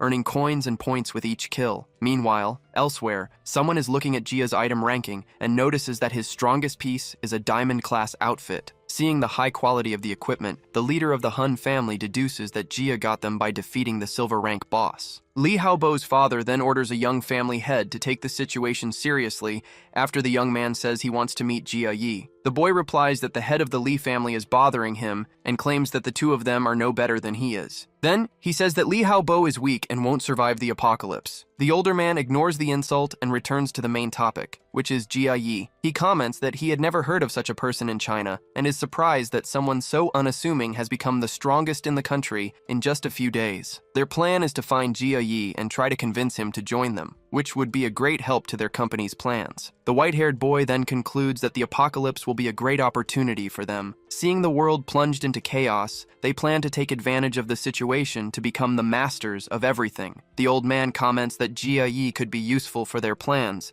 suggesting they could take his equipment. Meanwhile, other players are facing hordes of zombies, as the rewards are getting better and better. Amidst this chaos, a strange girl with glasses, armed with a scythe, is planning to take down another player. Far away in a hotel, our protagonist observes the chaos in the streets while fiddling with his orb. He sees that Zhang Yuanzhong is at a lower rank than he was in his past life, and realizes that now he will have to try much harder. Jia Yi reflects that if everything had gone as before, Zhang would already be at level 9 by the next day, ready to change his class. He recognizes that his rebirth has impacted the world, causing others to evolve more slowly. However, with time and his current combat strength, he feels prepared to face anything. Jia Yi then starts taking several items from his backpack to level them up. Suddenly, a horrible smell fills the air, and he asks if the big idiot farted. Because of the unbearable odor, he decides to take his rare monthly bath. After getting out of the bath, his companion wants to wash up too, but Jia Yi says it's already time to sleep. He remembers how, in his previous life, everyone got used to the chaotic life and simply forgot to bathe. During the night at the hotel, the protagonist and his faithful companion sleep peacefully. However, in the middle of the night, the toilet flushes by itself, and a zombified rat crawls out of it. Our hero hears the noise and comes face to face with the monster rat. The animal leaps toward him, and Jia Yi notices that the mutation has made it gigantic. Even so, he defeats it with ridiculous ease, splitting the creature in half with a single slash. The problem was bigger than it seemed, as shortly after, several zombie rats begin to emerge from the manholes all over the city. The players on the streets get scared and start running, but many are cut down during their escape. The rats spread chaos and soon begin to bang on the door of the hotel where the heroes are staying. Our protagonist suspects it's a monster horde without a system announcement, not just a simple gathering of rats, figuring it's another butterfly effect of his rebirth. He decides to check the surroundings to deal with the emergency, but at first, he doesn't see that many rats on the street. Ji keeps watching for a while longer to confirm if he hadn't exaggerated his assessment. However, he comes to the conclusion that the noise he heard couldn't have been made by just a few animals. Shortly after, a very loud sound confirms his suspicions, and he finally spots an immense horde of zombie rats pouring out of the manholes and spreading throughout the city. Seeing that the rats are moving in an orderly fashion, he deduces they are being controlled by a high-level boss. Realizing it would be a very difficult battle, he decides to leave with the big idiot. They unlock the back door and flee the hotel where they were hiding. Our protagonist puts on his mask and observes the horde, which fortunately hasn't seen him yet. Ji thinks about the rewards he could get if he defeated the bosses, but decides to be careful. After all, there are too many enemies. First, he wants to understand the zombie rat's motivation. Our hero tells the big idiot to stay put and not run under any circumstances. Next, he equips the Ring of the Night and uses his cape to glide between the buildings, looking for a good observation point. He finds a spot with many rats gathered under a bridge and notices a house nearby. He wonders who would be naive enough to hide in a house after 8 days of the apocalypse. Ji thinks about using his floating skill to get to the roof, but he doesn't want to waste the skill. Even so, he decides to check the situation and continues to observe the rats from a distance. He stood still for a long time, waiting to see what would happen. Suddenly the sound stopped, and he noticed that, just like at the class change station, there was a shield separating the place from the rest of the world. He didn't expect this boon and considered himself very lucky. He then called the big idiot over to him as it was time to get to work. The two of them grabbed their weapons and prepared for battle. As they ran across the rooftops, many red-eyed crows were flying over the area. Realizing this, they stopped making noise, as there were too many zombie animals and they wouldn't be able to handle them all at once. As he got closer to a mansion, he noticed many zombie rats and crows in the area. He found it ridiculous that they were coexisting peacefully and entering the mansion in an orderly fashion. Curious about what was inside, he used a rope to descend and investigate the place with the zombie dasha. They landed very close to the mansion they had been observing from above and started running towards it until something surprised the pair. They saw large animals that were also zombified, including tigers, lions, bears, and several other enraged creatures. The hero did not underestimate the bear's strength, neither in his past life nor now. He noticed that the animals that had mutated were entering a yellow portal and disappearing. Other animals still in the middle of the city of Mo also began to head there. After spending the entire night lying in wait,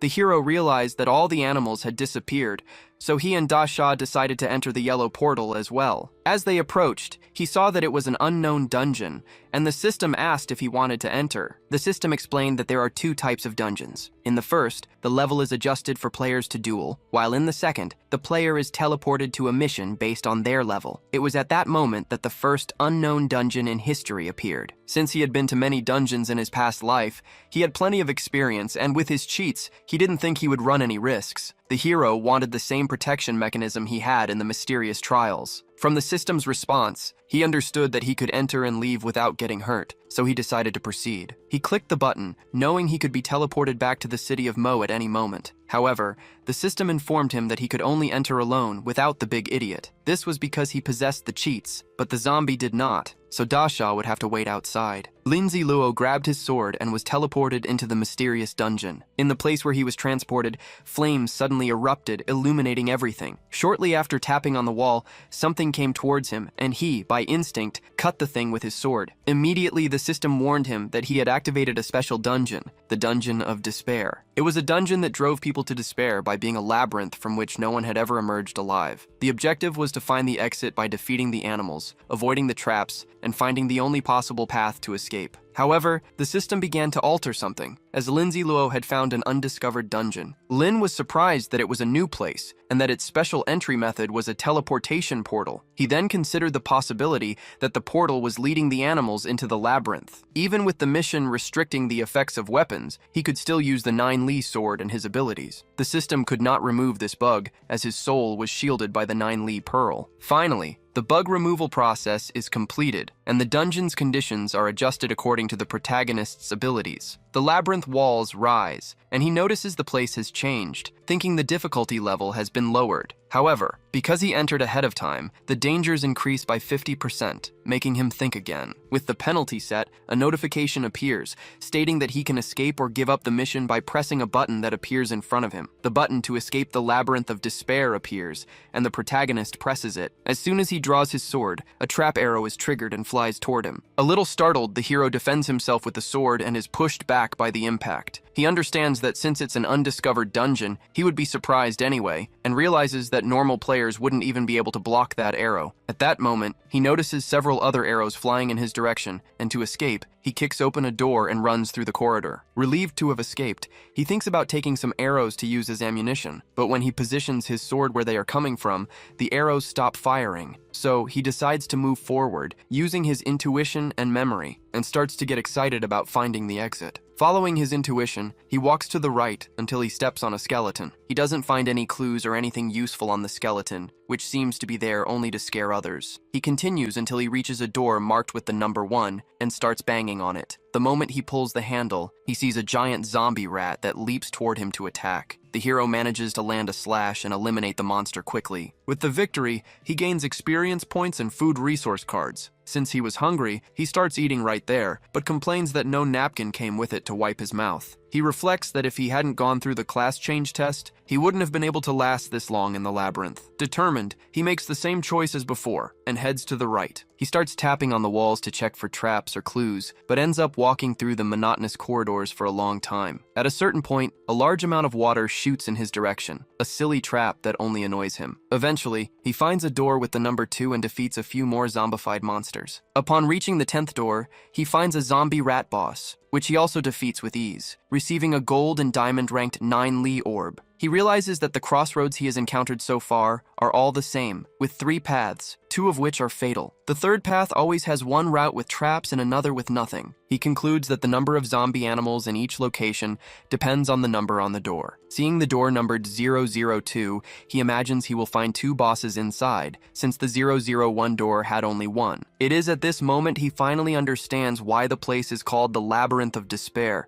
because there is no hope in sight, and step by step, people are driven to despair. Knowing that the monsters will get stronger and stronger, and that he needs to be careful with the traps, he finally opens door 002. As he expected, he finds 2 bronze rank bosses. The protagonist charges at them and, after landing several slashes, manages to defeat them and reach level 18. Upon defeating the monsters, Lindsay Luo receives an agility fruit, which grants him 1 point in that attribute. Additionally, he uses a trap support card, placing it in front of door 003. With this, the 3 bosses inside fall into the pit, and he concludes his 3rd day inside the labyrinth. The 4th day begins with our hero upgrading his 9 Li sword. The weapon now increases his strength by 10 points, penetrates armor, and can inflict 130% damage. Its cutting skill deals 140% damage, with its energy reaching up to 220, while the heavy cut deals 240% strength damage and paralyzes the target for 2 seconds. The arrows from the 9 Li bow can now be fired 2 at a time, and the spikes have a stronger tearing effect. The dual sword also had its cutting speed increased, allowing him to defeat lower-ranking zombies much faster. To test it out, he faces some bronze-rank zombie animals and manages to eliminate 3 at once with great speed. Meanwhile, on the outside, several level 10 players are also changing their classes, just like the protagonist. Everyone starts looking for news about Jia Yi, who has disappeared. However, they notice that Jia Yi is still ranked number 1, which means he isn't dead, just lost somewhere. Back in the labyrinth,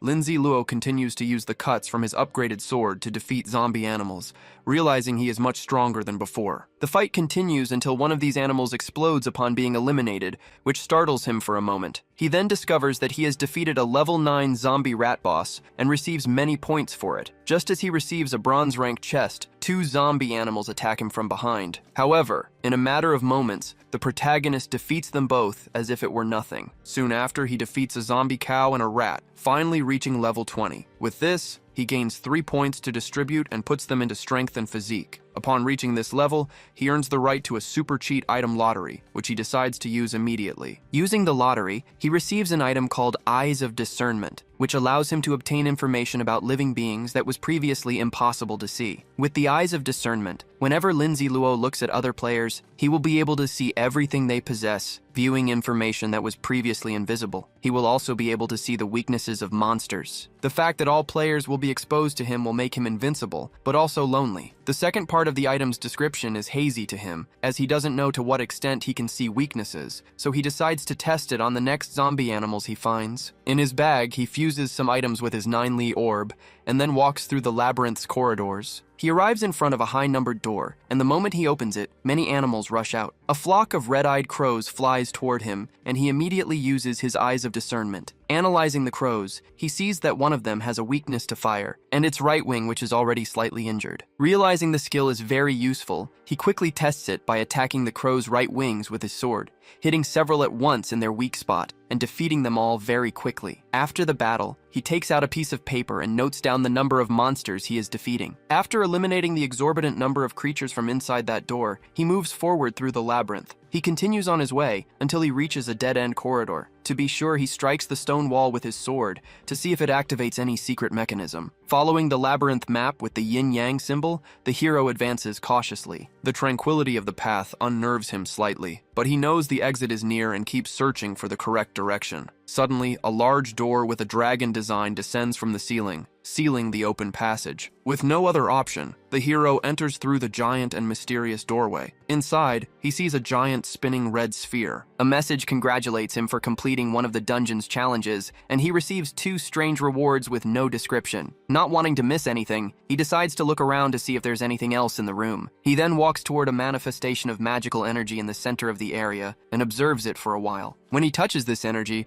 it shatters into several colorful fragments, and the protagonist begins to float in the middle of it all. Soon after, a kind of cocoon appears in the center of the energy. The energy surrounds him and begins to hurt him, causing several wounds. Then, all this force moves toward the cocoon, which starts to crack. The mysterious energy is completely transferred to Lindsay Luo, who endured and survived the impact. When this energy combines with that of the planet, the protagonist begins to change his class. The new class is the Green Emperor, which will be digitized as he finishes the dungeon. A green ring appears in the air, manifesting the elements of nature, and when he takes it, he gains control over these elements. With this, he acquires the ability to control fire and water, and other abilities will also appear. Knowing he can become invincible with this power, the hero is eager for the future. After the class change, the shoddy construction of the place begins to fall apart. Seeing this, the protagonist clicks on the option to exit the labyrinth of despair. Right after leaving, he takes out his cell phone and is surprised by something. He is shocked to realize he spent 2 whole weeks inside the dungeon. Worried, he runs to feed the big idiot, who was left there without food all this time. He notices that, after he entered, the zombie hadn't moved a single time. Realizing the creature is hungry,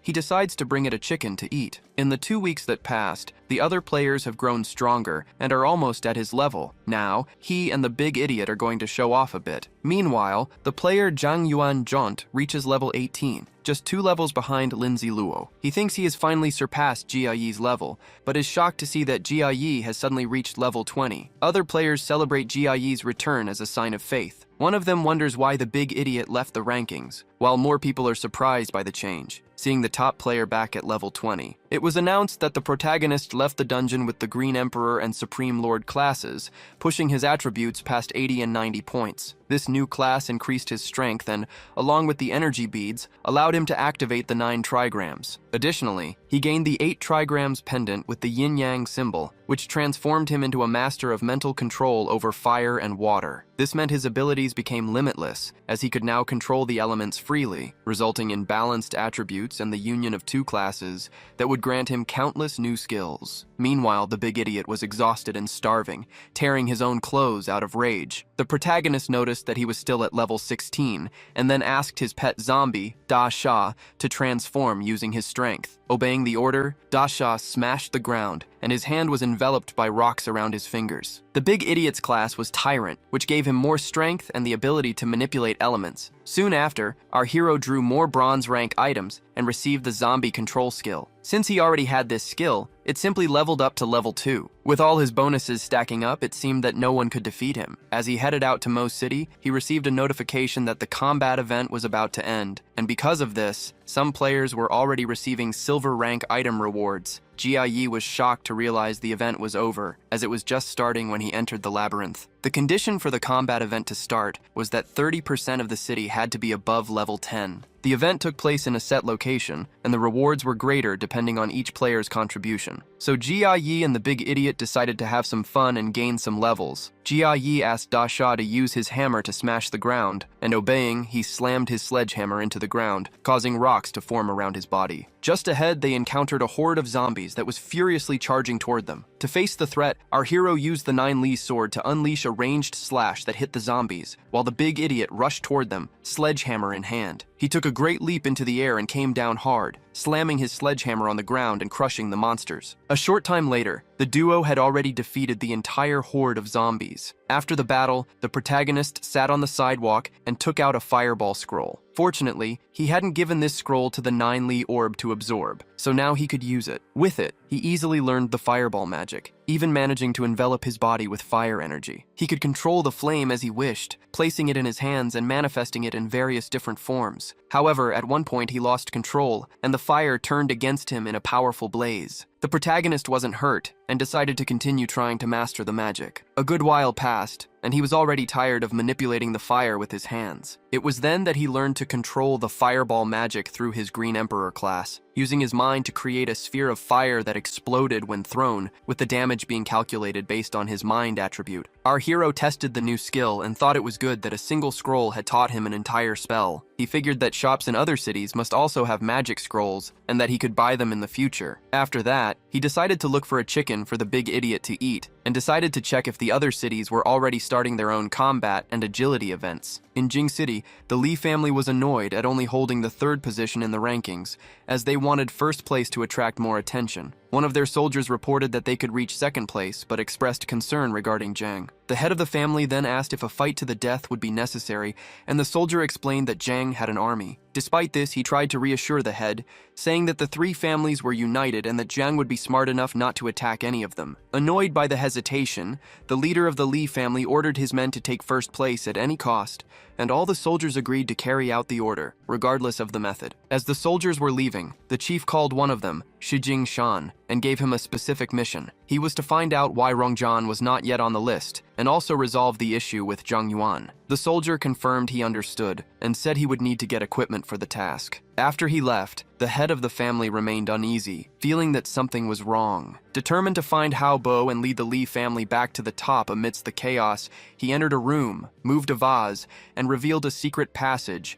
disappearing behind his bookshelf toward a hidden location in his mansion. Meanwhile, in the urban area of Mo City, our hero was using his fireball to pulverize several zombies. During the fight, a zombie leaped to attack him from behind, but he noticed the movement in time. With his sword already in hand, he turned and delivered a precise strike, eliminating the creature. With this victory, he managed to reach level 21 and received 4 points to distribute, which he used to increase his mind points and enhance the power of his spells. Lin Ziluo and the Big Idiot continued their journey and soon reached the edge of Mo City. They discovered that the exit to the other cities was blocked by a barrier that would only open after some time. Unwilling to wait, Lin Ziluo used his special key to break through the blue barrier at the border. As he did so, he noticed a completely black space on the other side and figured it might be a checkpoint, so he told the Big Idiot to follow him. They crossed the border and entered the dark space, which led them to a completely empty room. Suddenly, a system message informed them that they had broken strict rules and would be sent back to where they were. Seizing the opportunity, Lin Ziluo and the Big Idiot requested to be sent to Jing City, arguing that the next combat event would be there and it would be better to be teleported than to go on foot. To their relief, the request was approved, and the system announced that the 2 players would be teleported to the border of Jing City. After sighing in relief, they finally arrived at the border of Jing, but were caught by surprise to find the place swarming with zombies. Without wasting time, our hero took out his 9-Li sword while the Big Idiot wielded his sledgehammer and together they began to destroy the creatures in the area. They defeated piles of monsters, using potions to recover stamina during the intense battle. As a result of the combat, our protagonist reached level 22 and gained 5 more attribute points. Suddenly, they hear a terrifying noise and start running as fast as they can, fleeing from a horde of zombies that is swiftly chasing them. To escape, the two climb down a manhole in the city street and shut the lid tightly. In the process, however, Jia accidentally injures the big idiot, so they have to wait for him to recover before continuing their escape. The system placed them in the middle of this horde to show that Jing City will be a difficult challenge. Despite the danger, our hero feels more confident seeing his attributes approaching 100. To strengthen himself further, he takes a ring, bracelets, and a glove from his inventory that also increase his attributes. He knows that all these items have some consequences, but he decides to test them to become stronger. Next, he takes a small space ring and gives it to the big idiot, so that Dasha can have his own inventory and carry supplement cards and food. After gearing up, they wait for morning to continue their journey. In the meantime, a player from the city recognizes our hero and gets his attention, asking if he plans to join the local event. Jia confirms that he will, and the player, happy to have found them, decides they should travel together. The player finds the big idiot's silence strange, but the protagonist explains that he doesn't speak, and the young man agrees to go with them anyway. Since they slept and missed the system announcement, they need someone to explain the situation. The player calls our hero closer and whispers that the event will decide the future of Jing City. He says that a childhood friend who works for the Great Families revealed this information. The protagonist then wonders if the government and the 3 Great Families have reached a superficial peace to decide who will have the right to speak. He remembers that, in his past life, Jing City was the first to be pacified while players from other cities were still fighting for their lives. Back then, there was a ranking system formed by the government, the military, and the 3 Great Families that determined the right to speak. If the situation is the same as before, he already has an idea of what to do, but he wonders how simple guards know such confidential information, suspecting that some foul play is involved. Our hero thanks the soldier for the information and says he will return the favor. He offers his resource cards for 90 gold coins each and asks how many the young man wants. The boy is very happy, as these cards normally cost more than 100 coins, so Jiayi's price is practically charity. With that, the protagonist manages to sell 3 cards in exchange for 270 gold coins. While they are making the sale, Jiayi's female fans watch him with a sparkle in their eyes. One of the girls asks if he would also sell the resource cards to her. He explains that he gave the young man the discount in return for answering his question. The girls understand they don't deserve the same discount, but he offers to sell them the cards for 95 coins each, which is still a great deal. The girls agree and buy the resource cards so they don't have to go to the city's shops. Seeing the opportunity, our hero announces to everyone that, for 1 hour, he will sell a stack of resource cards for 95 coins each. The young man who helped him watches the scene and thinks he is very kind for helping the people in their battles. In reality, the protagonist lost Mo's Medal of Honor due to a lack of coins and now wants to secure Jing's medal. After this hour of earning money, he and his pet zombie leave the area. Meanwhile, someone warns their boss that the two might be in danger. The boss, however, replies that the big idiot is in the top 5 of the rankings and is in good company, so there is no reason to worry. The man reports that the leopard sent 2 men and that they can gather for the class change. He believes that even though the big idiot is strong, he couldn't face many people, so he wants to join them for a big score. However, the hooded man eliminates Xiaoshu, saying that he disappointed him. He wants to see how many will follow the leopard and fall for the bait, but he is also curious to know who Jia is, the person who made the big idiot follow him willingly. Soon after, a boy goes after Jia Yi and asks him to wait. The boy warns them to be careful when walking in the city at night, as there are many zombies nearby. He says he knows a safe place for them to spend the night and tells them to follow him. At that moment, Lindsay Luo notices several people approaching and tells them to leave quickly. He says that if their intention is to rob them, they should do it quickly, as he doesn't want to waste time. He counts 32 players who have already changed their class surrounding them. The thieves claim that he and the big idiot will not escape, as they did business in their territory. They demand half of what they earned that night and what's left of the resource cards, ordering them not to resist, or else they will resort to violence. In response, our hero materializes his sword, making it clear he won't be robbed just so they can pretend nothing happened. He complains that they made him waste time and takes out his blunt dagger, which deals 200% more damage. Before Jia Yi can attack, the big idiot manifests a large amount of energy and charges at the enemies in a rage, hitting one of them with his sledgehammer and breaking his teeth. Seeing this, the group's leader becomes furious and orders everyone to attack and torture the 2 of them. Our hero then says that even though they have change their profession and think they are strong for defeating zombies, they have just met the two strongest humans in China. At that moment, the protagonist uses his uneven dagger and eliminates a man with ease. Next, he invokes his water magic to create a kind of barrier,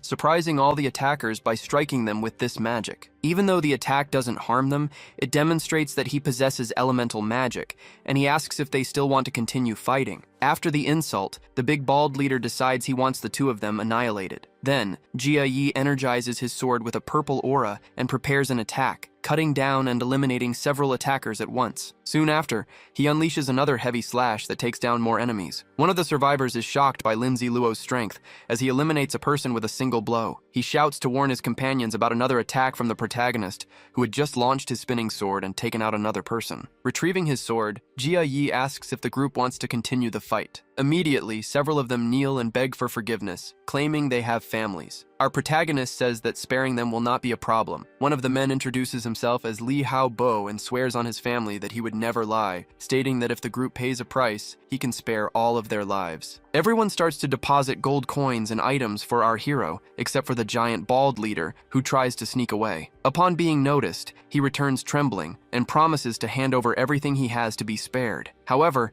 Jia Yi tells the big idiot not to leave any of them alive. Obeying the order, the pet zombie used its sledgehammer to annihilate everyone there. The few survivors swore to avenge their leader, and one of them felt a special hatred for the bald man. Meanwhile, from the top of a building, a hooded figure observed the entire scene, noting that the situation in Jing City was about to change. Then, the observer took out a firearm and fired a shot into the air, a sound that immediately alerted our hero, making him realize he had disturbed someone he shouldn't have. Far away, some survivors were arriving at the safe zone of Ji City. Jia Yi expected no less from China's capital, which had built a safe place in less than a month. He remembered that real identities were required to enter the zone, which meant that he and the big idiot would be exposed. Figuring that a place built so quickly must have some flaw, he decided he would try to find a way to break into the place. An hour later, he and the big idiot came across a secret entrance. The two put on their masks and began to sneak in through a door hidden behind a wall. Inside, Jia Yi asked the big idiot to find the map of Jing City, and his pet zombie quickly found what they were looking for. Our protagonist began to analyze the map, deciding he wanted to go to the gymnasium where the individual combat tournament would take place. Nearby, they overheard the conversation of some young people who were talking about wanting to reach the top in the city, and mentioned a certain Zhang, who was awarded the title of general. They heard a rumor that Zhang Yuanzhong was not feeling very well lately. Jia Ye was curious to know if something had happened, as he remembered that in his past life, Zhang had placed third, even though he was number 1 in the level rankings. One of the young men, however, said that this was just a rumor, which could have been spread on purpose by whoever created the gambling game. To prove his point,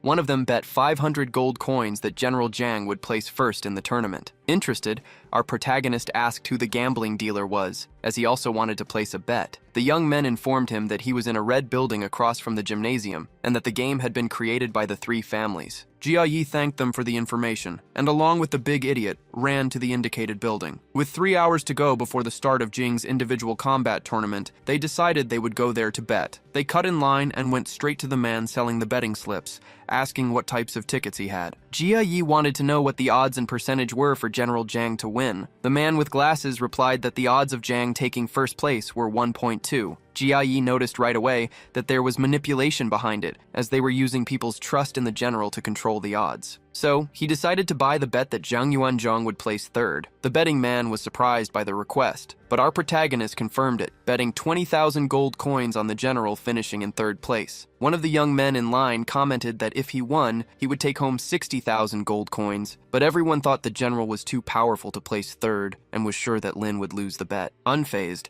Jia Yi also used 20,000 of the big idiot's gold coins to bet on the same third-place finish for Zhang. The betting man was shocked to see him spend 40,000 gold coins on such an absurd bet. Our protagonist simply said he was in a hurry as the tournament was starting. Then, the big idiot threatened the man to accept the bet quickly and hand over the tickets. The vendor quickly handed over the tickets, and the two of them headed to where the tournament would take place. Shortly after, it was announced that the player Jia Yi had entered the Jing City tournament, spending 10 coins. The venue began to fill with people, and the fighters were instructed to wait in the ready area until the tournament began. The two heroes went into the midst of the competitors and soon spotted Zhang Yuanzhong, who was carrying a huge sword. At 2 in the afternoon, the Jing City combat tournament officially begins. Right at the start, one of the fighters taunts his opponent, saying his hand slipped and he ended up eliminating his friend. This enrages Chen Shou, the leader of the leopard group, and an aura of power begins to emanate from him. Noticing this, a man with a giant sledgehammer, who is his opponent, tells Chen Shou to calm down. Observing the scene,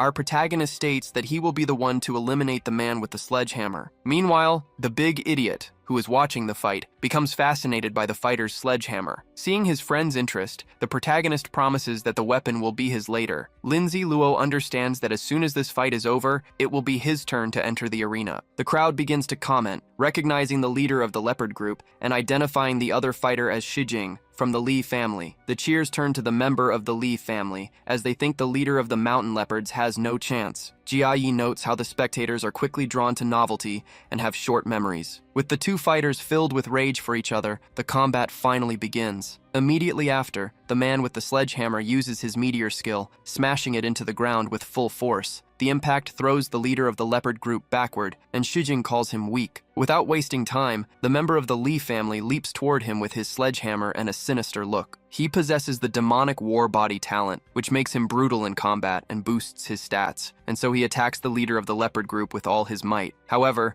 the leader survives the attack and manages to dodge, jumping behind the man with the sledgehammer. While still in the air, he tries to strike his opponent with his sword and manages to leave a cut on his armor. But before he could reposition himself, Shijing unleashes a very powerful blow with his sledgehammer, hitting the boy with full force. The attack sends him flying and causes him immense pain. The boy falls to the ground, and just as Shijing prepares to deliver the final blow, the referee intervenes and ends the fight.